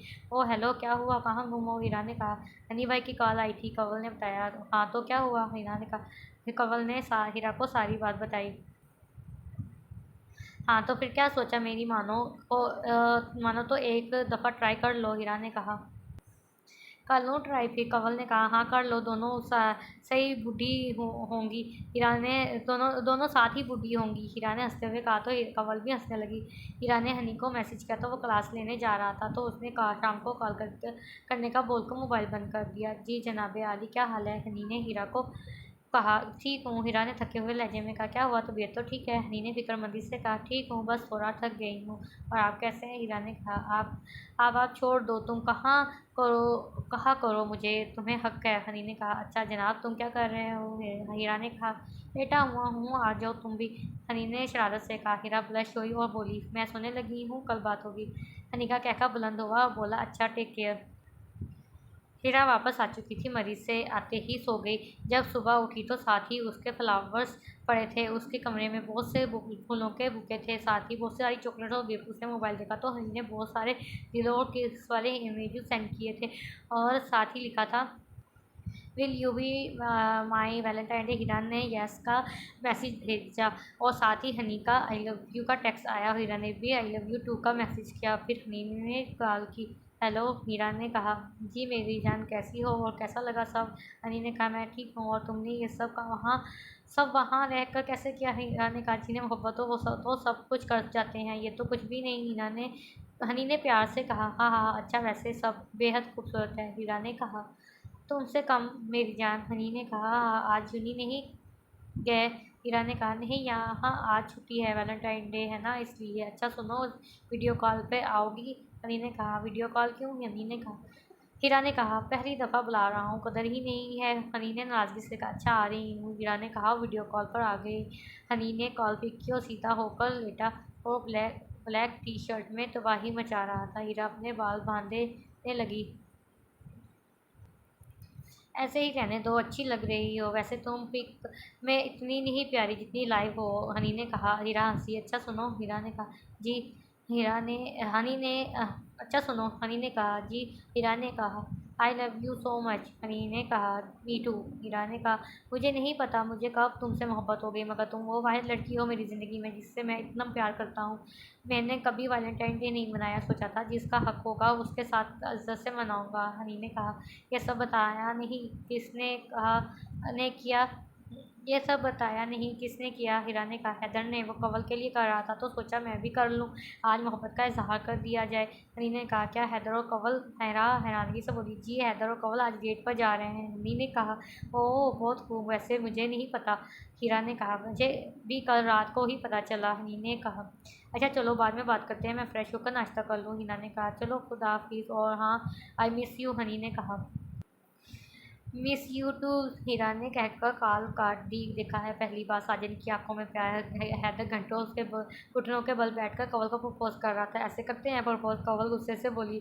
अच्छा रुको, मैं फूल लेके आता हूँ, हैदर ने कहा। वो भाग गया और जब आया तो हाथ पीछे की तरफ किया। आकर कंवल के सामने घुटनों के बल बैठ गया। बोला, कंवल यूमी माई बच्चों की अम्मा, और वो गोभी का फूल आगे किया। व्हाट? फूल और वो भी गोभी का? मुझे नहीं पसंद, तुम्हारा कोई हाल नहीं, मुझे नहीं करनी तुमसे शादी, कंवल ने गुस्से से कहा। अच्छा ये लो। हाथ में बच्चे का पैम्पर और फीडर पकड़ लाया। या यार अब तो मान जाओ, अब तो माँ वाली चीज़ें हैं, हैदर ने मासूम सी शक्ल बनाकर कहा। दफ़ा हो, कंवल तो देखने को थी। अच्छा अब की बात सीरियस हो, ये लो गिफ्ट, हैदर ने कहा। कंवल खुश होके हुई कि चलो को थोड़ी सी अकल है इसमें, और वो डब्बा पकड़ने लगी। रुको हनी, और हीरा भाभी को भी कॉल पर लेते हैं, उनको भी तो पता चले कि हैदर प्रपोज कर रहा है, हैदर ने कहा। और साथ ही इन दोनों को कॉल वीडियो कॉल की और इन दोनों को ने ही उठा ली। लो जी भाइयों और भाभीियों, इनको मैंने ये सब देकर प्रपोज किया मगर नहीं मानी। अब ये कास्ट गिफ्ट है, अगर मान गई तो ठीक, वरना भाभी कोई दूसरी फ्रेंड ढूंढ देना, हैदर ने बताया। और साथ ही वो सब चीज़ें दिखाएं। चलो रखो लो।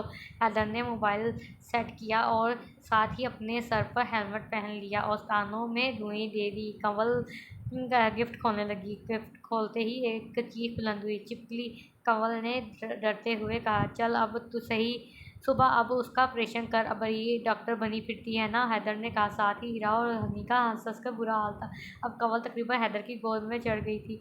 यार हनी, मैं तो उसे अपने बच्चों की अम्मा बना रहा था, ये तो मुझे ही अपना अब्बा समझने लगी, हैदर ने मुंह छोड़ते हुए कहा। कंवल ने एक थप्पड़ मारा मगर हेलमेट की वजह से अपने हाथ को ही चोट लगवा ली। मुझे पता था तशद्दुद होना है, इसलिए मैंने पूरी तैयारी कर ली थी, हैदर ने कहा।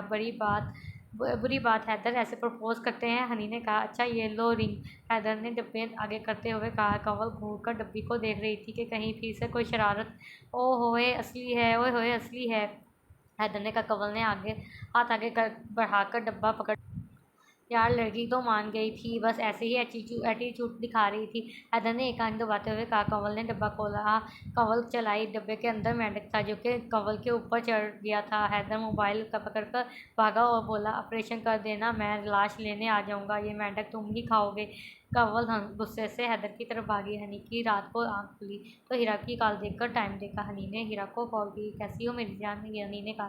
ठीक हूँ, तुमने कहा था कि आज यूनी नहीं जाओगे तो सारा दिन गायब, हीरा ने मुँह बसोड़ते हुए कहा। हाँ डेट पर गया था, हनी ने शरारत से कहा। व्हाट? हीरा ने कहा। हाँ ना, इतनी लड़कियाँ मरती हैं मुझ पर, सब लाइन में खड़ी थी, वो तो तुम्हारे ऊपर तरस खाकर मैं वापस आ गया, हनी ने कहा। ओहो, तो कैसी रही डेट? वैसे मुझे आप पर पूरा भरोसा है, हीरा ने कहा। तुम जेलस नहीं हो?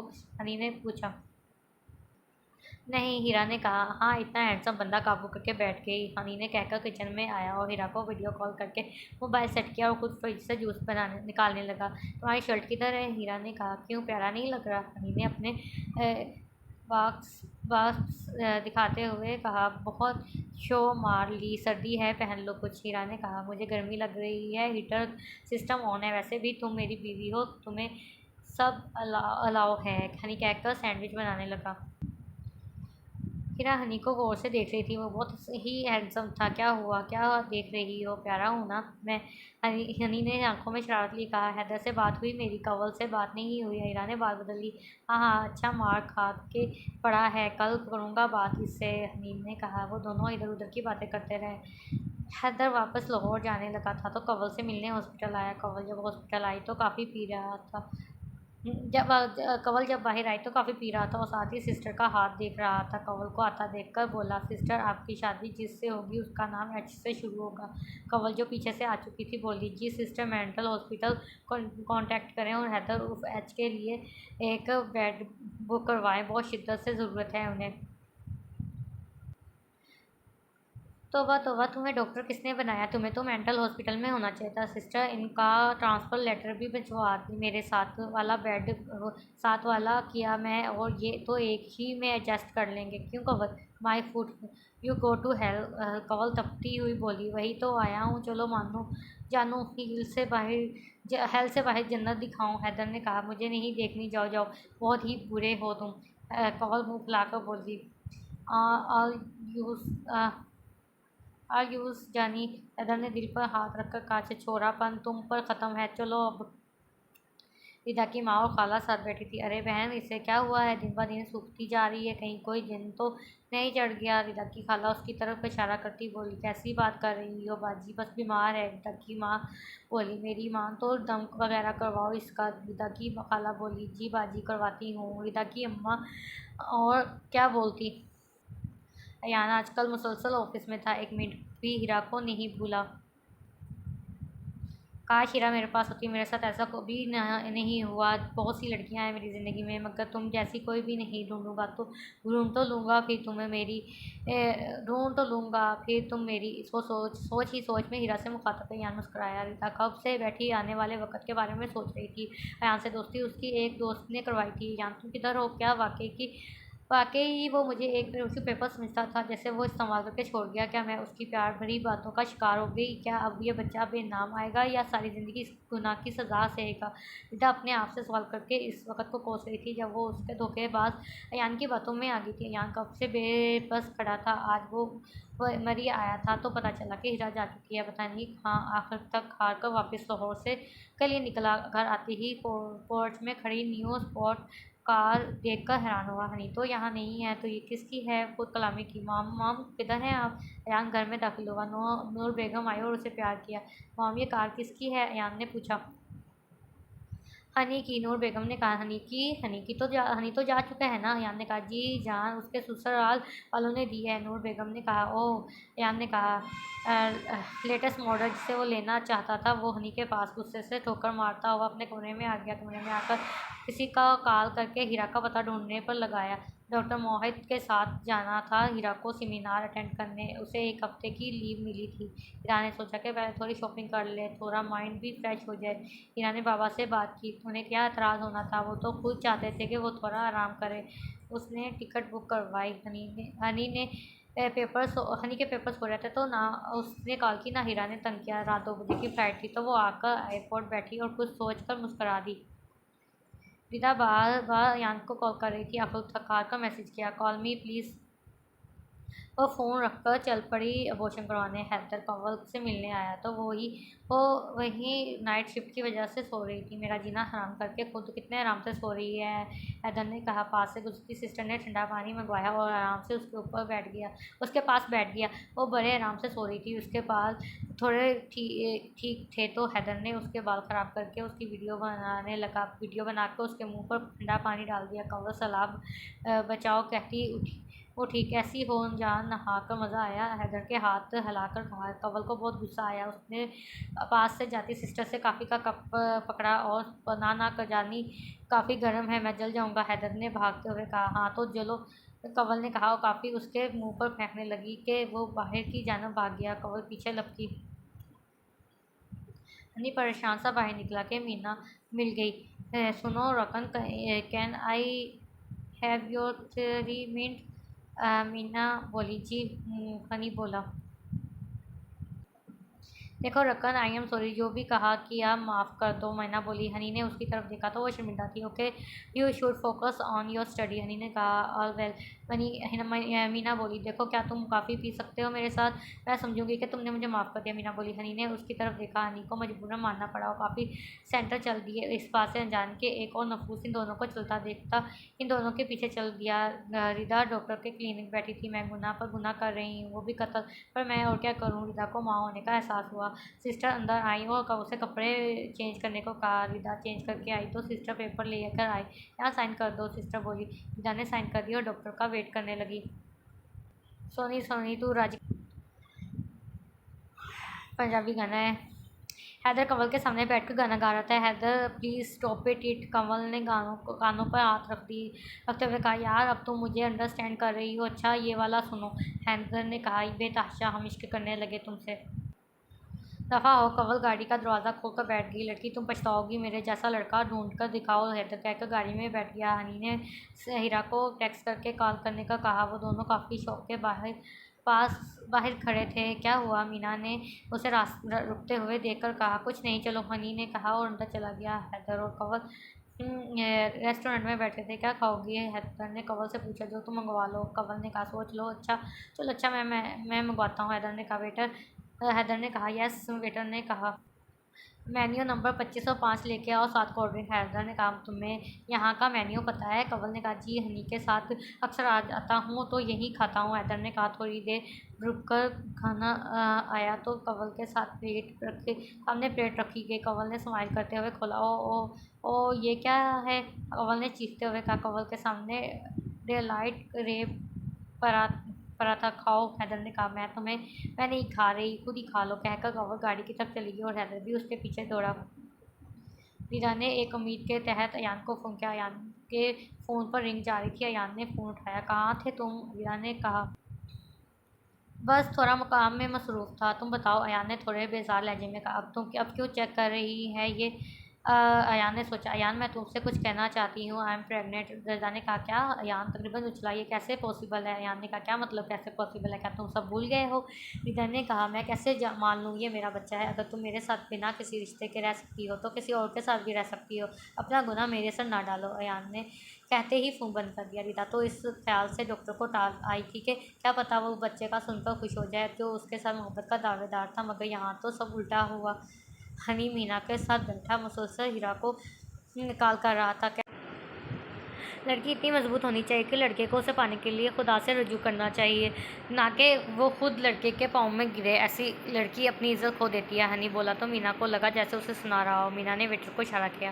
वेटर मीना के इशारे से हनी से बात करने लगा और मीना ने हनी को की काफ़ी में कुछ मिला दिया। वेटर शुक्रिया अदा करता उठ गया। हनी ने अपनी कॉफ़ी पी और पेमेंट करके जाने लगा तो मीना ने उसे रोका। प्लीज़ मुझे ड्रॉप कर दो, मेरी कार गराज में है। मीना बोली। हनी ने बेचारगी से हमें भर ली और कार निकाली। उसे ड्राइव करते हुए बार बार चक्कर आ रहे थे। बहुत मुश्किल से मीना के घर तक आया और चक्कर खा कर बैठ गया। Are you okay? मीना ने कहा। यस बस चक्कर आ रहे हैं। हनी ने सर को पकड़ते हुए कहा। मेरी डैडी अंदर हैं, वो डॉक्टर हैं, तुम अंदर आओ मेडिसिन ले लो। मीना ने चलाकी से कहा। हनी मना करता रह गया मगर वो उसे घर के अंदर ले गई और बेड पर लेटा दिया। कितने मजबूत असाब हैं इसके, इतनी डोज में तो अब तक 2 आदमी बेहोश हो जाते हैं। मीना ने खुद कलामी की। हनी सर पकड़ कर करा रहा था कि मीना ने अपनी जैकेट उतारी और उस पर झुकी। आज तुम मेरे मिस्टर रकन, मीना ने कहा। अभी वो झुकी ही थी कि जब मीना के सर पर जोर से किसी ने वार किया। मीना ने पीछे मुड़कर देखा तो उसकी आंखों के सामने अंधेरा छा गया और साथ ही उसने 2 आदमियों और एक लड़की को देखा और नीचे ज़मीन पर गिर गई। हीरा जिसने लंदन सेमिनार के लिए आना था वो जल्दी आ गई और वजह थी हनी के साथ टाइम स्पेंड गुजारना। वो लंदन बहुत मरतबा आ चुकी थी, इसलिए वो रोड और हनी के घर के बारे में जानती थी। जब रोड पर हनी के साथ दूसरी लड़की को देखा तो वो दूर खड़ी देखती रही। दिल में डर था कि कुछ तो बुरा होने वाला है। हीरा को मुसलसल हनी की कॉल्स भी आ रही थी। उसने जब मीना को हनी की कॉफ़ी में कुछ मिलाते हुए देखा तो मोबाइल निकाला और फ़ौरन रिकॉर्ड कर लिया। जब मीना को हनी के साथ जाता देखा तो फ़ौरन टैक्सी ली और उसमें बैठकर अपने दोस्त को फ़ोन किया जो वहाँ पर डॉक्टर था। हीरा ने वहाँ पहुँचकर उसे ड्रेस भेजा और खुद उनके पीछे आ गई, अंदर आ गई। जब मीना को हनी पर झुककर उसकी शर्ट उतारते देखा तो फ़ौरन यूसुफ ने उसके सर पर वार किया। हीरा जल्दी से आगे बढ़ी। हनी आंखें खोलो, हनी आंखें खोलो। हीरा हनी को होश में लाने की कोशिश कर रही थी जो बेहोशी की हालत में सर इधर उधर कर रहा था। हीरा हनी को बेहोश होने से पहले हीरा का चेहरा नजर आया। हीरा ने डोज की बोतल देखी। कम अज़ कम भी हनी को कल सुबह तक होश आना है। हीरा ने गहरी सांस ली और यूसुफ की मदद से उसे घर लाई। उसे उसके बेड पर लटाया कर कंबल ओढ़ दिया, उसके बालों में हाथ फेरा, उसका हाथ पकड़कर चूमा। आज अगर वो वक़्त पर ना आती तो क्या हो जाता सोचकर ही वो परेशान होगी। आगे वो सोचना नहीं चाहती थी।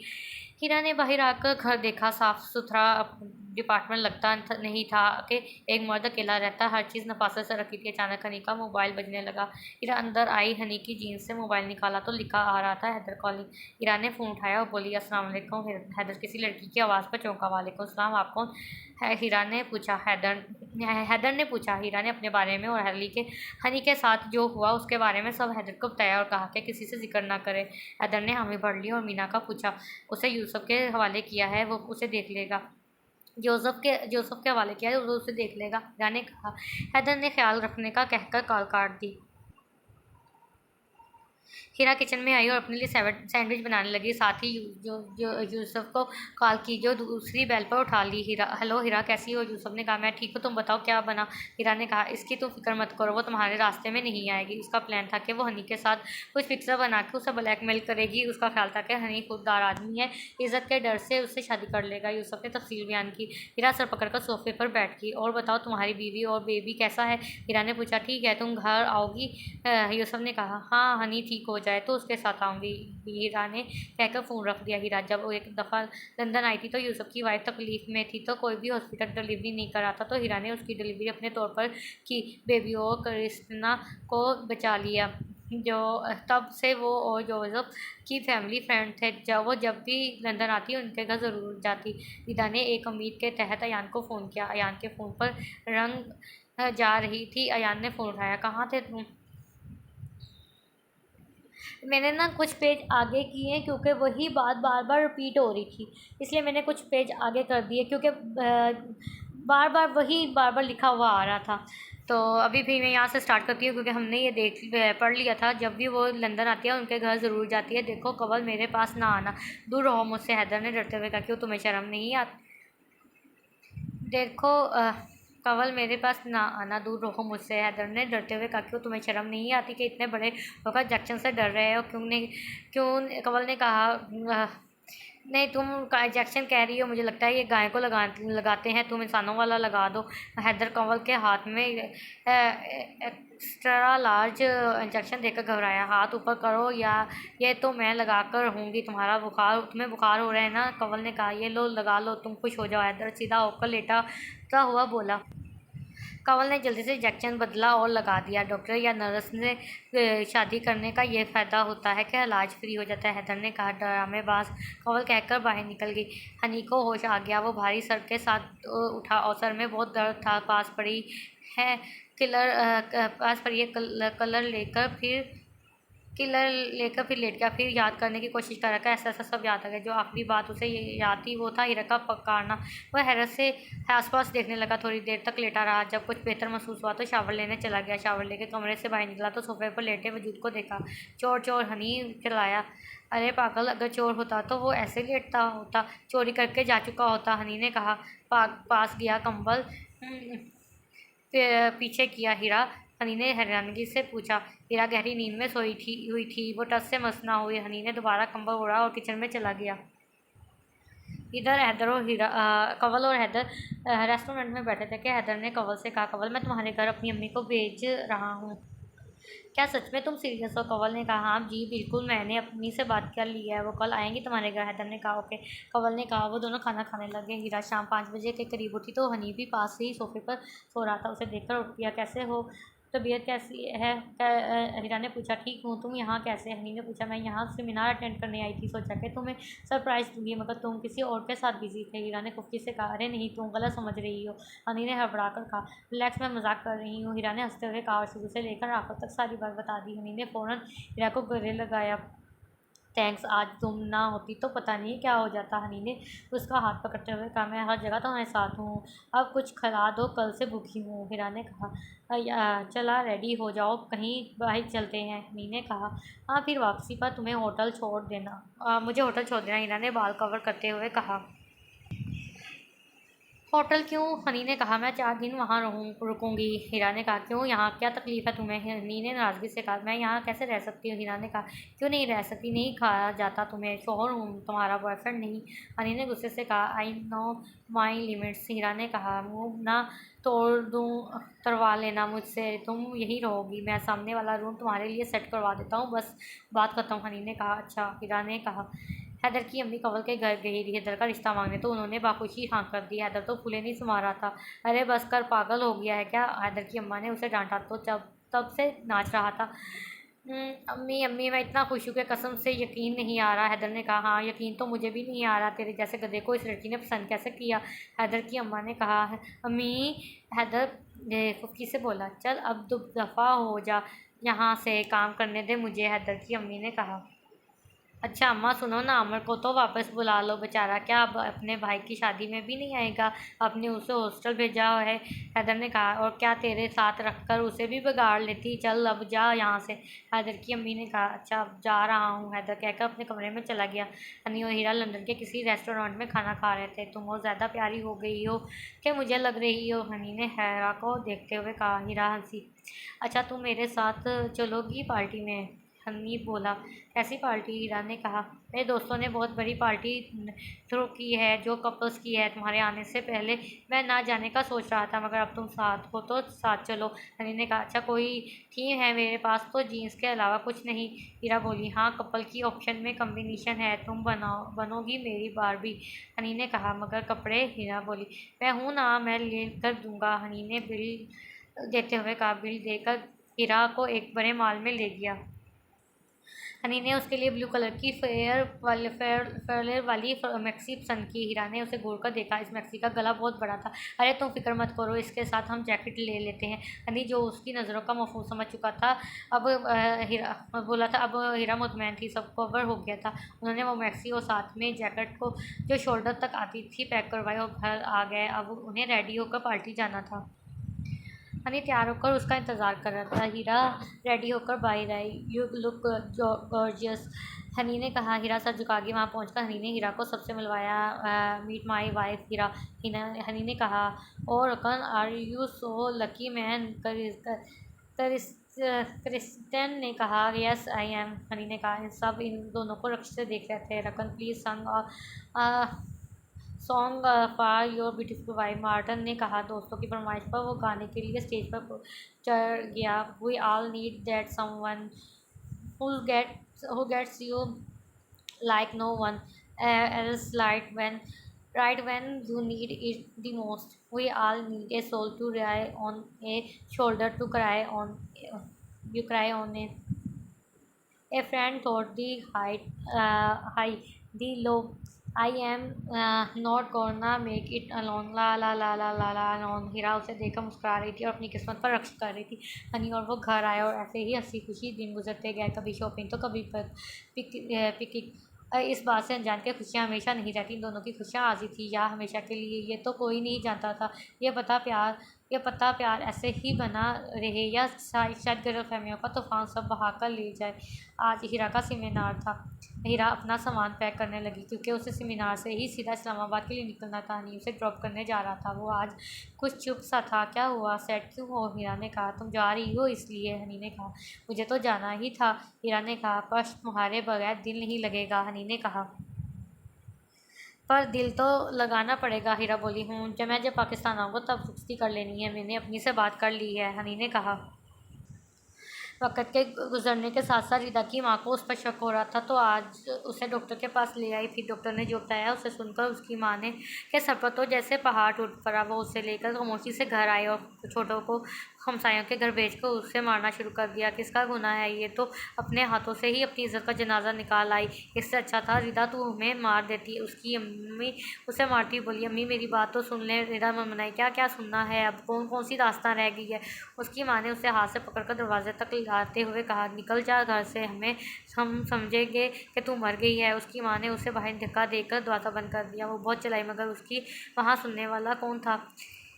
हीरा जो लाहौर आई थी इस्लामाबाद जाने से पहले वो नूर बेगम से मिलने आई थी। गेट कीपर ने पहले उसका नाम पूछकर अंदर बताया और फिर वापस आकर पूरा गेट खोल दिया। वो गाड़ी लेकर अंदर दाखिल हुई। हीरा अंदर आई तो घर में तौसीफ़ी नज़र डाली जगह जगह फैमिली पोर्ट्रेट लगे थे। अयान की तस्वीर को देखकर उसे लगा जैसे पहले कहीं देखा है, मगर याद ना आने पर आगे बढ़ गई। नूर बेगम ने उसका इस्तकबाल किया। आओ मेरी रानी बेटी, नूर बेगम ने प्यार से कहा और सर पर हाथ फेरकर सोफे पर बैठाया। यहाँ कैसे बेटा, सब खैरियत, नूर बेगम ने कहा। जी आंटी, एक ऑपरेशन के सिलसिले में आई थी तो सोचा आपसे मिलकर जाऊँ। हीरा ने कहा, अच्छा किया हीरा, अयान भी घर है और तुम्हें मिलवाऊँ, नूर बेगम ने कहा। रास्ते में खानसामा को खाने की हिदायत देकर वो अयान के कमरे की तरफ बढ़ गई। अयान जो कि बेड पर लेटा था अपनी अम्मी के साथ खड़ी लड़की को देखकर खड़ा हुआ। अम्मी ये कौन, अयान ने अपनी मुस्कुराहट छुपाते हुए कहा, जबकि वो हीरा को पहचान गया था। यह हनी की वाइफ है, डॉक्टर हीरा अहमद। नूर बेगम ने हीरा का तारुफ करवाया। हीरा ने सलाम किया जबकि अयान अभी तक शौक में था। मेरा प्यार हनी का, नूर बेगम हीरा को लेकर नीचे आया। उस बातें करने लगी। इतनी देर में खाना बन गया तो अयान भी डाइनिंग टेबल पर खाना खाने आया। वो मुसलसल हीरा को देख रहा था। हीरा को उसकी नज़रें अजीब लगी। उसने जल्दी से खाना खत्म किया और इजाज़त लेकर वापस आ गई। हीरा अपनी ही सोचों में गाड़ी चला रही थी कि अचानक उसकी गाड़ी के सामने एक वजूद टकराया। वो जल्दी से बाहर निकली। आप ठीक हैं? चोट तो नहीं लगी? हीरा ने कहा। कुछ खाने को दे दो, कल से भूखी हूँ, इस लड़की ने कहा। हीरा ने देखा तो वो लड़की प्रेग्नेंट थी। वो उसे लेकर रेस्टोरेंट आई और उसे खाना खिलाया। उसके बारे में पूछा। रिदा नाम है मेरा, किसी का गुनाह लेकर घूम रही हूँ, किसी की बेइज्जती का निशाना बनी हूँ। रिदा ने रोते हुए उस सब बता दिया। हीरा ने कुछ सोचा और फिर उसे साथ ले आई। घर आकर अहमद साहब को मुख्तसर सा बता दिया तो अहमद साहब ने उसके सर पर शफकत से हाथ रख कर कहा, मुझे अपनी बेटी पर फ़ख्र है। हैदर और कवल का निकाह तय कर दिया गया था। हनी नहीं आ रहा था। सब तैयारियां अरूज पर थी। अहमद साहब ने नूर बेगम को पहले ही आने का हैदर साहब ने नूर बेगम को पहले ही आने का कह दिया था। सारे फंक्शन हीरा के घर पर होने थे क्योंकि कवल के घर वालों के माली हालात कुछ बेहतर नहीं थे, इसलिए सारी जिम्मेदारियां अहमद साहब ने ले ली थी। इस बार तो अयान भी जाने की जिद कर रहा था। अयान हीरा और हनी के निकाह की तस्वीरें लेकर बैठा था। उसने तस्वीर को आग की नज़र किया और बोला, तुम सब मेरी हो, सब मेरी। अगर तुम मेरी ना हुई तो मैं तुम्हें हनी के भी नहीं होने दूंगा। वो तस्वीरों को अपने पाँव के नीचे मसलता उठ खड़ा हुआ।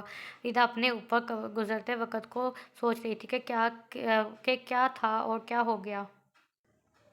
कैसे उसकी माँ ने उसे घर से निकाला। वो रात गया वहाँ उसके दरवाजे पर बैठी थी, मगर किसी ने दरवाज़ा नहीं खोला। अगर उसे हीरा नहीं मिलती तो क्या होता?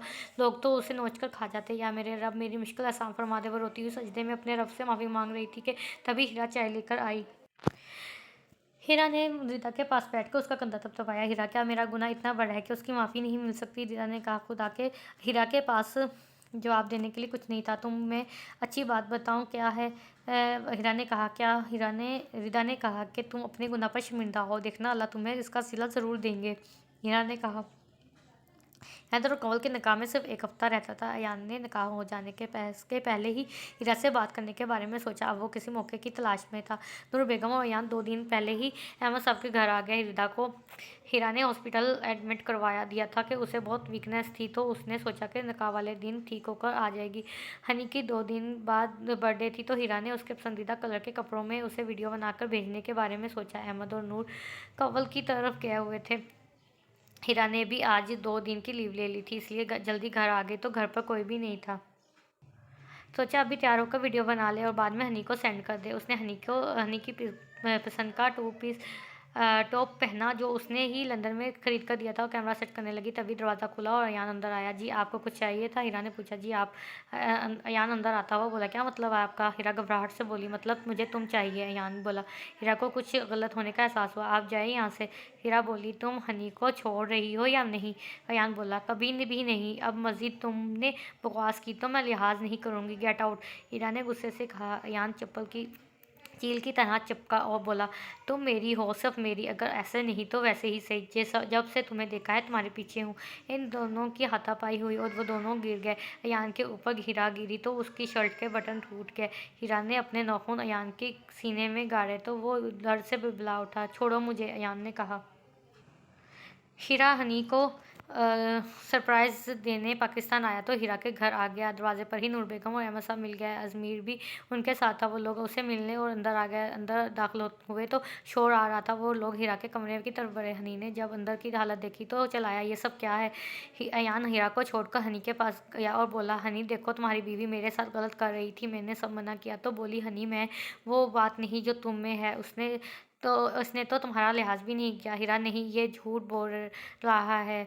हीरा चिल्लाई। बाबा मैं बताती हूँ आपको। हीरा ने अभी इतना ही बोला कि अहमद साहब ने हीरा के मुंह पर थप्पड़ मारा। बंद करो अपनी बकवास, मुझे शर्म आ रही है तुम्हें अपनी बेटी कहते हुए। अहमद साहब चलाए। हनी तुम तो मेरा यकीन करो, हीरा ने हनी का हाथ पकड़ते हुए कहा, जो उसका हाथ झटक कर बाहर निकल गया। उसके साथ भी सभी लोग बाहर निकल गए। अज़ू तुम तो मेरा यकीन करो, हीरा ने अजमीर को कहा। मुझे पूरा यकीन है तुम पर, मेरी बहन कभी ऐसा नहीं कर सकती। बाकी सब के पीछे बाहर भागी। वो लोग गाड़ी में बैठ कर जा रहे थे। हनी हनी हीरा दौड़ी अजमीर हीरा के पीछे दौड़ा। हीरा दौड़ती हुई मेन गेट तक आई तो एक तेज़ रफ्तार गाड़ी की नज़र हो गई। हीरा अजमीर चलाया। मैंने नहीं किया कुछ गलत, उसने अजमीर को कहा और उसकी आवाज़ के साथ साथ धड़कन भी मध्यम होती चली गई। अजमीर उसे लेकर हॉस्पिटल भागा। हॉस्पिटल में अहमद साहब, नूर बेगम और अजमीर तीनों थे। अजमीर परेशानी से इधर चक्कर लगा रहा था कि डॉक्टर मोहित आए। उसके बचने के कोई चांस नहीं। होश में आई थी तो सिस्टर से ये लेटर लिखवा कर फिर बेहोश हो गई। डॉक्टर मोहित ने लेटर अजमीर की तरफ बढ़ाया तो उसने लेटर पढ़ना शुरू किया। मैंने कुछ नहीं किया, फिर भी मेरा यकीन नहीं। अगर मैं मर जाऊं तो मेरा मुंह मेरे घर वालों में से किसी को भी ना दिखाए। मेरी आखिरी रसूमात डॉक्टर मोहित करेंगे और कोई नहीं। सिस्टर डॉक्टर मोहित को बुलाने आई तो वो जल्दी से भागे। थोड़ी देर बाद बाहर आए तो अजमीर के कंधे पर हाथ रखकर तसल्ली दी। शी इज़ नो मोर। अहमद साहब गिरते गए। अजू अलग दीवार के साथ लगा। नूर बेगम अलग बैठ गई। आप लोग घर जाएं, मरने वाली आप लोगों की शक्ल नहीं देखना चाहती थी और मरने वाली की आखिरी ख्वाहिश का एहतराम करना हमारा फ़र्ज़ है। वो मेरी बेटी जैसी थी, मैं सब देख लूँगा, डॉक्टर मोहित ने कहा। अजू के कान साइंसा करने लगे। हनी जिन पाँव से पाकिस्तान आया था उन्हीं पाँव से वापस लंदन आ गया। उसने अपना मोबाइल बंद कर दिया ताकि हीरा की कॉल ना आए। उसे समझ नहीं आ रहा था कि किसका यकीन करे। अयान ने भी अपने आप को कमरे में चंद कर लिया था। उसे यकीन नहीं आ रहा था कि हीरा मर गई। उसे ये नहीं था कि हनी गुस्से से तलाक उसके मुंह पर मारेगा, वो उसकी हो जाएगी, मगर यहाँ तो हीरा ही खामोश हो गई। उसे अपने ही हाथों से मोहब्बत को मार देने का दुख था। हीरा मर गई ये कम था जो उसने आखिरी बार अपनी शक्ल भी ना देखने नहीं दी। अहमद साहब अजमीर एक दूसरे से नजरें चुरा रहे थे। वो दोनों बैठकर खाना खा रहे थे। अजू, अहमद साहब ने बुलाया। जी, मुख्तसर जवाब। नाराज़ हो अपने बाबा से? अहमद साहब ने कहा। मैं क्यों नाराज़ होना है, वो आपकी बेटी थी, उसे इतनी आज़ादी दी आपने, उसने कभी कुछ गलत नहीं किया, फिर भी आपने उस पर भरोसा नहीं किया। मेरा क्या है नाराज़ तो वो थी आपसे जो हमेशा के लिए चली गई। अजमीर ने कहा और उठकर हीरा के कमरे में आ गया। हर चीज़ में हीरा की खुशबू थी। अजमीर रो दिया। बहन तो सबको प्यारी होती है, ये तो उसकी लाडली थी। हनी उसके टेबल के पास आकर रुका और उसका मोबाइल उठाया और चलाया तो उसके वॉलपेपर पे हीरा और हनी की पिक थी। उसने आंसू साफ किया और मोबाइल लेकर बाहर आ गया। रिदा ने जब हीरा का सुना तो फुट फुट कर रो दी। वो घर आई तो बाहर डॉक्टर हीरा के नाम प्लेट देखकर रो दी। हीरा, तुम ही तो आखिरी सहारा थी मेरा, अब तुम भी चली गई। तुमने कहा था कि तुम साथ दोगी मेरा, ऐसे साथ दिया तुमने। वो रोते हुए अंदर दाखिल हुई तो सामने अयान खड़ा था जो रोज़ आता था अपने गुनाह की माफ़ी मांगने। उसने रिदा को देखा तो बाहर की जानब निकल गया। रिदा तैयार होकर बाहर आई, बोली, बाबा मैं पास तक जा रही हूँ, कुछ चाहिए? उसने अहमद साहब से पूछा। नहीं बेटा, ध्यान से जाना, अहमद साहब ने कहा। अब वो वहीं ज़्यादा अहमद साहब के साथ होती थी। रिदा दुकान से बाहर निकली तो सामने ही अयान खड़ा था। अयान ने कहा, क्यों आए हो? रिदा ने कहा, रिदा प्लीज़ 2 मिनट इधर आओ, आकर मेरी बात सुन लो, अयान ने कहा। रिदा ने उसकी तरफ देखा और उसके साथ चल दी। देखो, मैं माफ़ी जैसा छोटा लफ्ज़ नहीं कहता। मैं निकाह करना चाहता हूँ तुमसे, मेरे बच्चे को इसका हक मिलना चाहिए। यान ने कहा, कौन सा बच्चा? क्या आपको यकीन है कि ये आप ही का है बच्चा है? रिदा ने कहा तो यान रोने लगा और उससे हाथ जोड़कर माफ़ी मांगी। रिदा ने मोहब्बत की थी, कैसे ना माफ़ करती। उसने यान की माफ़ कर दिया, निकाह करने चल दी। अहमद साहब को बाद में बताने का सोचा। उसके बच्चे को उसके बाप का नाम मिल रहा था और उसे क्या चाहिए था। हजू अहमद साहब को दवा देकर आया तो कंवल आ गई। कंवल, तुम बाबा का ख्याल रखना, मैं कुछ दिन के लिए जा रहा हूँ। अजमीर ने कंवल से कहा। कंवल भी हीरा की वजह से परेशान थी, वजह भी ना पूछी। उसने हीरा की मौत की वजह से निकाह मुलतवी कर दिया। इसमें हैदर भी उसके साथ था। कंवल अजू के जाते ही अंदर आई। अंकल कैसे हैं आप? कंवल ने कहा। कैसा हो सकता हूँ, मेरे जाने के दिन थे, मेरी बट्टू चली गई, अहमद साहब ने कहा। अंकल सब्र से काम लिया, कंवल ने कहा। सब्र ही तो नहीं आता, नाराज़ ही चली गई। अपने बाबा से कोई ऐसी भी नाराज़गी करता है? अहमद साहब रोने लगे तो कंवल भी रो दी। डॉक्टर मोहित, आपका शुक्रिया, हीरा ने कहा। बेटा, एनीथिंग मोर फॉर यू? पर बेटा, ये सब गलत है, डॉक्टर मोहित ने कहा। मैं जानती हूँ, मेरा कोई यकीन नहीं कर रहा और मैं दाग लगे वजूद के साथ उनके ताने बर्दाश्त नहीं कर पाती। हीरा ने कहा। बेटा, अपने बाबा का ही सोच लो, डॉक्टर मोहित ने कहा। उनके लिए तो मैं शर्मिंदगी हूँ। हीरा रोने लगी। चलो चुप हो जाओ और मेडिसिन खा लो, पहले ठीक हो जाओ फिर देखते हैं, डॉक्टर मोहित ने उसे रोते हुए देखकर कहा।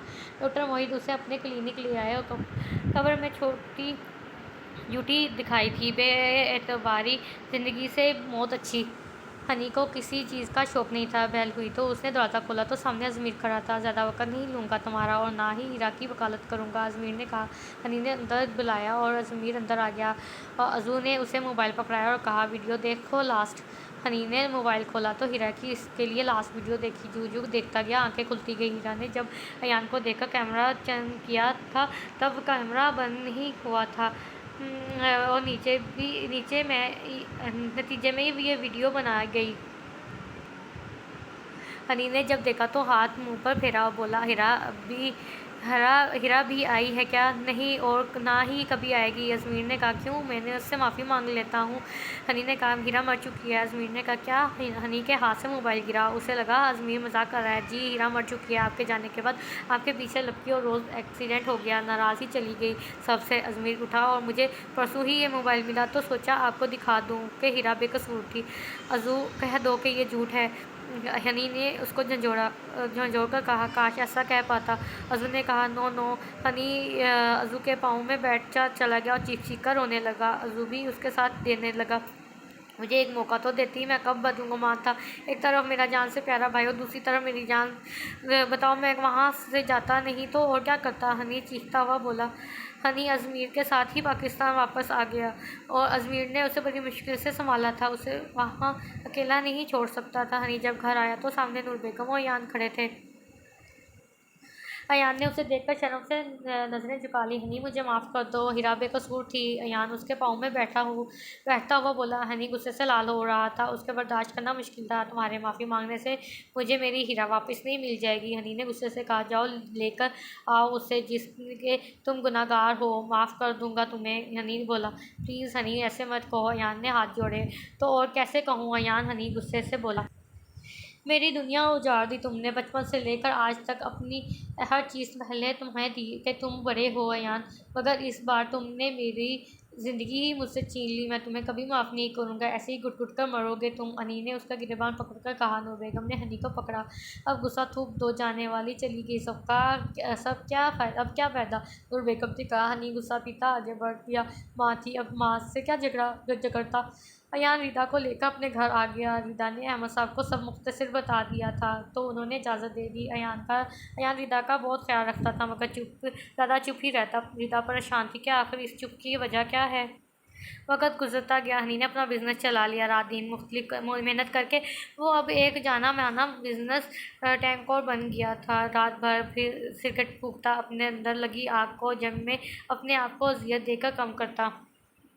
वह कमरे में आया तो सामने लगी हीरा की तस्वीर के सामने खड़ा हो गया। बोला, तुमने वाकई ही मुझसे ज़्यादा मोहब्बत की, पर मैं कदर ना कर सका। एक दफ़ा तो वापस आओ।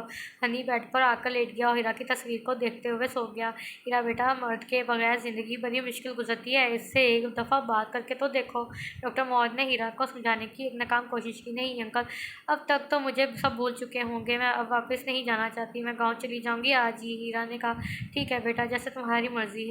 डॉक्टर मोहित ने कहा, हीरा अब गाँव आ गई। ये गाँव उसे बहुत ही पसंद था। वो यहाँ एक दफ़ा किसी काम से आई थी। सब कुछ ठीक चल रहा था कि अचानक एक दिन हीरा के सामने रिदा आ गई। अयान को अपने प्रोजेक्ट के सिलसिले में कहीं जाना था मगर वो रिदा को भी ऐसी हालत में नहीं छोड़ सकता, लिहाजा साथ ही ले आया। वापसी पर रास्ते में रिदा की तबीयत ख़राब हो गई तो उसे लोगों से पूछा होता हुआ एक क्लिनिक ले आया और ख़ुद वहाँ बाहर बैठकर इंतज़ार करने लगा। हीरा ने जब रिदा को देखा तो फ़ौरन चली आई। चेकअप किया तो हीरा को देखकर अपना दर्द ही भूल गई थी। हीरा, तुम जिंदा हो? रीता ने खुशी से कहा। हाँ। हीरा ने कहा, मगर तुम हम सबको छोड़कर क्यों चली गई? तुम्हें पता है तुम्हारे बाबा की क्या हालत हो गई है? वो रोज़ जीते हैं, रोज़ मरते हैं। हीरा ने कहा, तो बाबा के नाम पर हीरा को कुछ हुआ? तुम यहाँ कैसे? हीरा ने बात बदली। मैं अपने शोहर के साथ आई हूँ। हीरा ने कहा। शोहर? हीरा ने पूछा।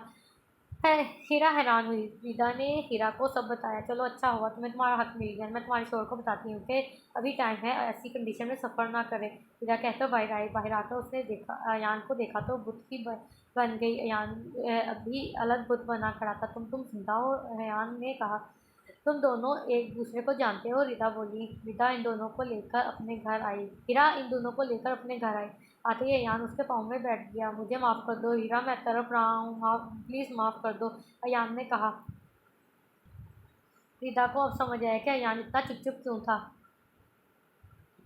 अयाना बदल चुका था इसलिए हीरा चुप रही, वरना अपने हाथों से इसका गला दबा देती। हीरा खुदा का वास्ते मुझे माफ़ कर दो, अयान ने तड़प कर कहा। हीरा चुप रही, क्या कहती, आग लगाने वाला ही पानी डाल रहा था। हीरा चुपचाप आगे बढ़ गई। हीरा प्लीज़ उन्हें माफ़ कर दो, मैंने देखा है उन्हें तड़पते हुए, प्लीज़ मेरी खातिर। हीरा ने कहा, मैं उन्हें माफ़ कर चुकी हूँ, मुझे कोई गिला नहीं। हीरा ने कहा, तो फिर हमारे साथ चलो, अंकल से मिल लो, वो जिंदा लाश बन चुके हैं। हीरा ने कहा तो हीरा भी बाप के नाम पर बिगड़ गई। घर जाने के रास्तों पर हीरा का दिल धड़क उठा। हीरा घर में दाखिल हुई तो अहमद साहब ने उसके सर पर प्यार किया। हनी रोज़ अहमद साहब से मिलने आता था। वह चुप करके देख रहा था। अंकल, अगर आपको कुछ खुदा से वापस मिले तो क्या लेंगे? हीरा ने कहा, मेरी बिट्टू मेरे पास वापस आ जाए। अहमद साहब ने कहा, और अगर वो आ गई तो मुझे क्या देंगे आप? हीरा ने मुस्कुराहट छिपाते हुए कहा, जो तुम मांगो। हाँ तो उन्हीं तो हाँ है तो नौकरी, मगर अहमद साहब ने दिल रखने को बोला। तो फिर आप लोग अयान को माफ़ कर दें, रिदा ने कहा, और हनी और अहमद साहब की तरफ देखकर अयान को आवाज़ दी। अयान अंदर आया और उसके साथ हीरा भी। हनी अपनी जगह से खड़ा हुआ और वो दोनों साकत खड़े हीरा को देख रहे थे। तुम जिंदा हो? हनी ने हीरा को झंझोड़ कर कहा। अहमद साहब ने आगे बढ़कर हीरा को गले लगा लिया। कोई ऐसे भी नाराज़ होता है क्या? अहमद साहब ने कहा, आपने ही तो कहा था कि शर्मिंदा हैं मुझे अपनी बेटी कहते हुए, और मैं शर्मिंदगी से जी नहीं सकती थी, इसलिए चली गई। हीरा ने रोते हुए कहा। नूर बेगम, कंवल और हैदर अंदर दाखिल हुए। अयान ने उन्हें कॉल करके बुलाया था। मुझे माफ़ कर दो बिट्टू, गलती हो गई। अहमद साहब ने हाथ जोड़े। नहीं बाबा, प्लीज़ ऐसे मत करें, मैंने माफ़ कर दिया, तभी यहाँ हूँ। हीरा ने उनके हाथ पकड़कर कहा, बहुत अच्छे बीबी, मेरी शादी में डांस करने की बजाय कैंसिल करवा दी। कंवल रोते हुए उसके गले लगकर बोली। अजमीर ने आगे बढ़कर हीरा को अपने गले से लगा लिया। हैदर जाकर हनी के पास खड़ा हो गया।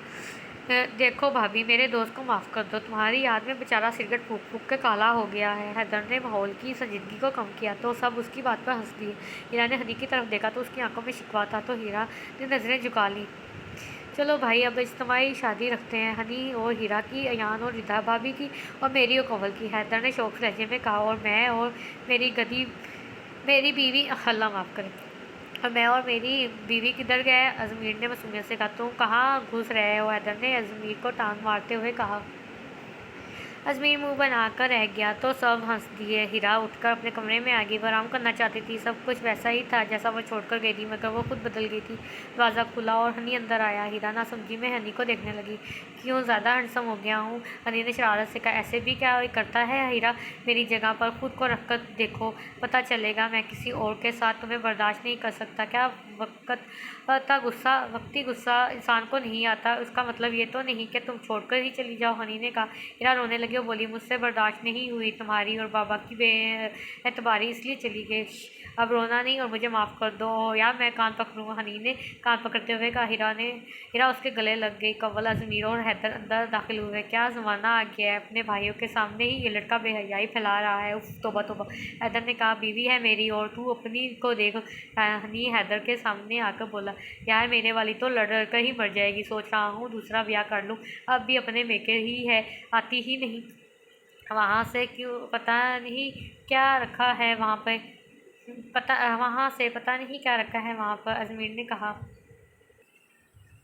हनी यार सुन ना, ये तो मुझे अपना ब्याह समझती है। भाभी को एक अकल की गोली दवा दो, इससे भी है तो डॉक्टर हर अकल रत्ती बराबर नहीं। हैदर ने भी अपना दुखड़ा सुनाया। चलो, ये शादी के बाद खुद ही अकल आ जाएगी, नहीं आई तो प्ले ग्रुप में एडमिशन करवा देना, हनी ने कहा। अरे हाय मेरे नसीब, हैदर ने कहा तो कंवल ने उसके सर पर थप्पड़ मारा।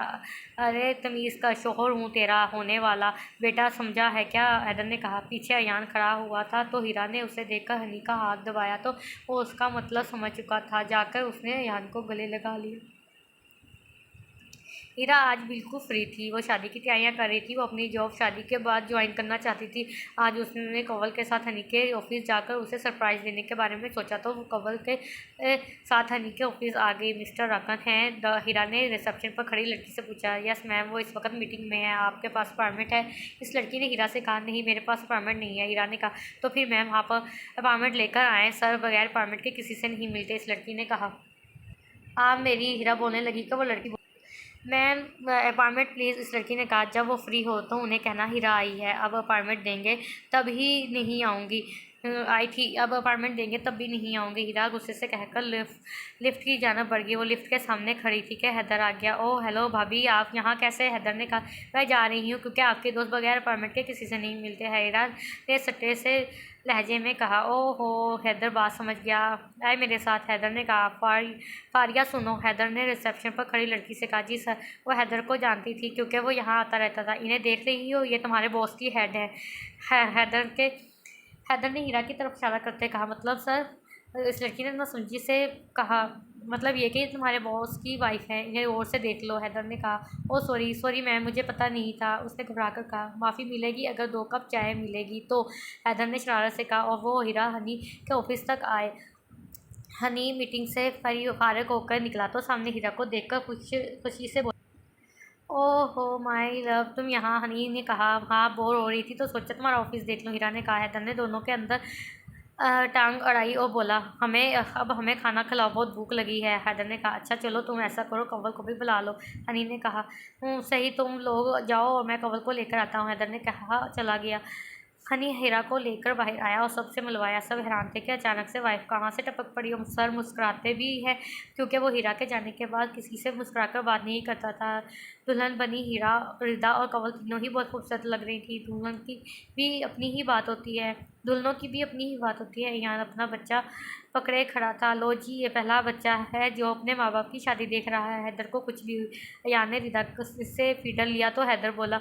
वाह वाह, स्टेज पर बैठकर ये काम। कंवल देखो हनी, देख ओए। अयान ने हैदर को देखा और बच्चा और फीडर हैदर को दे दिया। बाद में भी संभालना है तो अभी से संभाल। हम ज़रा एंजॉय कर लें, यान कहता रिदा के साथ जाकर खड़ा हो गया। हैदर की शक्ल देखने वाली थी। वाह वाह, अब ये रह गया था। सब शादी इंजॉय कर रहे थे और वो अल्लाह अल्लाह करके बच्चे को झूला दे रहा था। ख़त्म शुरू। बहुत ही अच्छा नावल था, थोड़ा सा दुखी भी था, अच्छा भी था और मज़े का था यार, बुरा भी नहीं था। खैर, आप सबसे रिक्वेस्ट है कि प्लीज़ प्लीज़ प्लीज़ मेरे चैनल को ज़रूर सब्सक्राइब करें, बेल आइकन के बटन को प्रेस करें, वीडियो को लाइक करना बिल्कुल भी ना भूलिएगा और क्या करना है? हाँ, चैनल ज़रूर सब्सक्राइब करना है, ठीक है? तो चलिए हम मिलते हैं नेक्स्ट वीडियो में। आपके पसंद का कोई नाम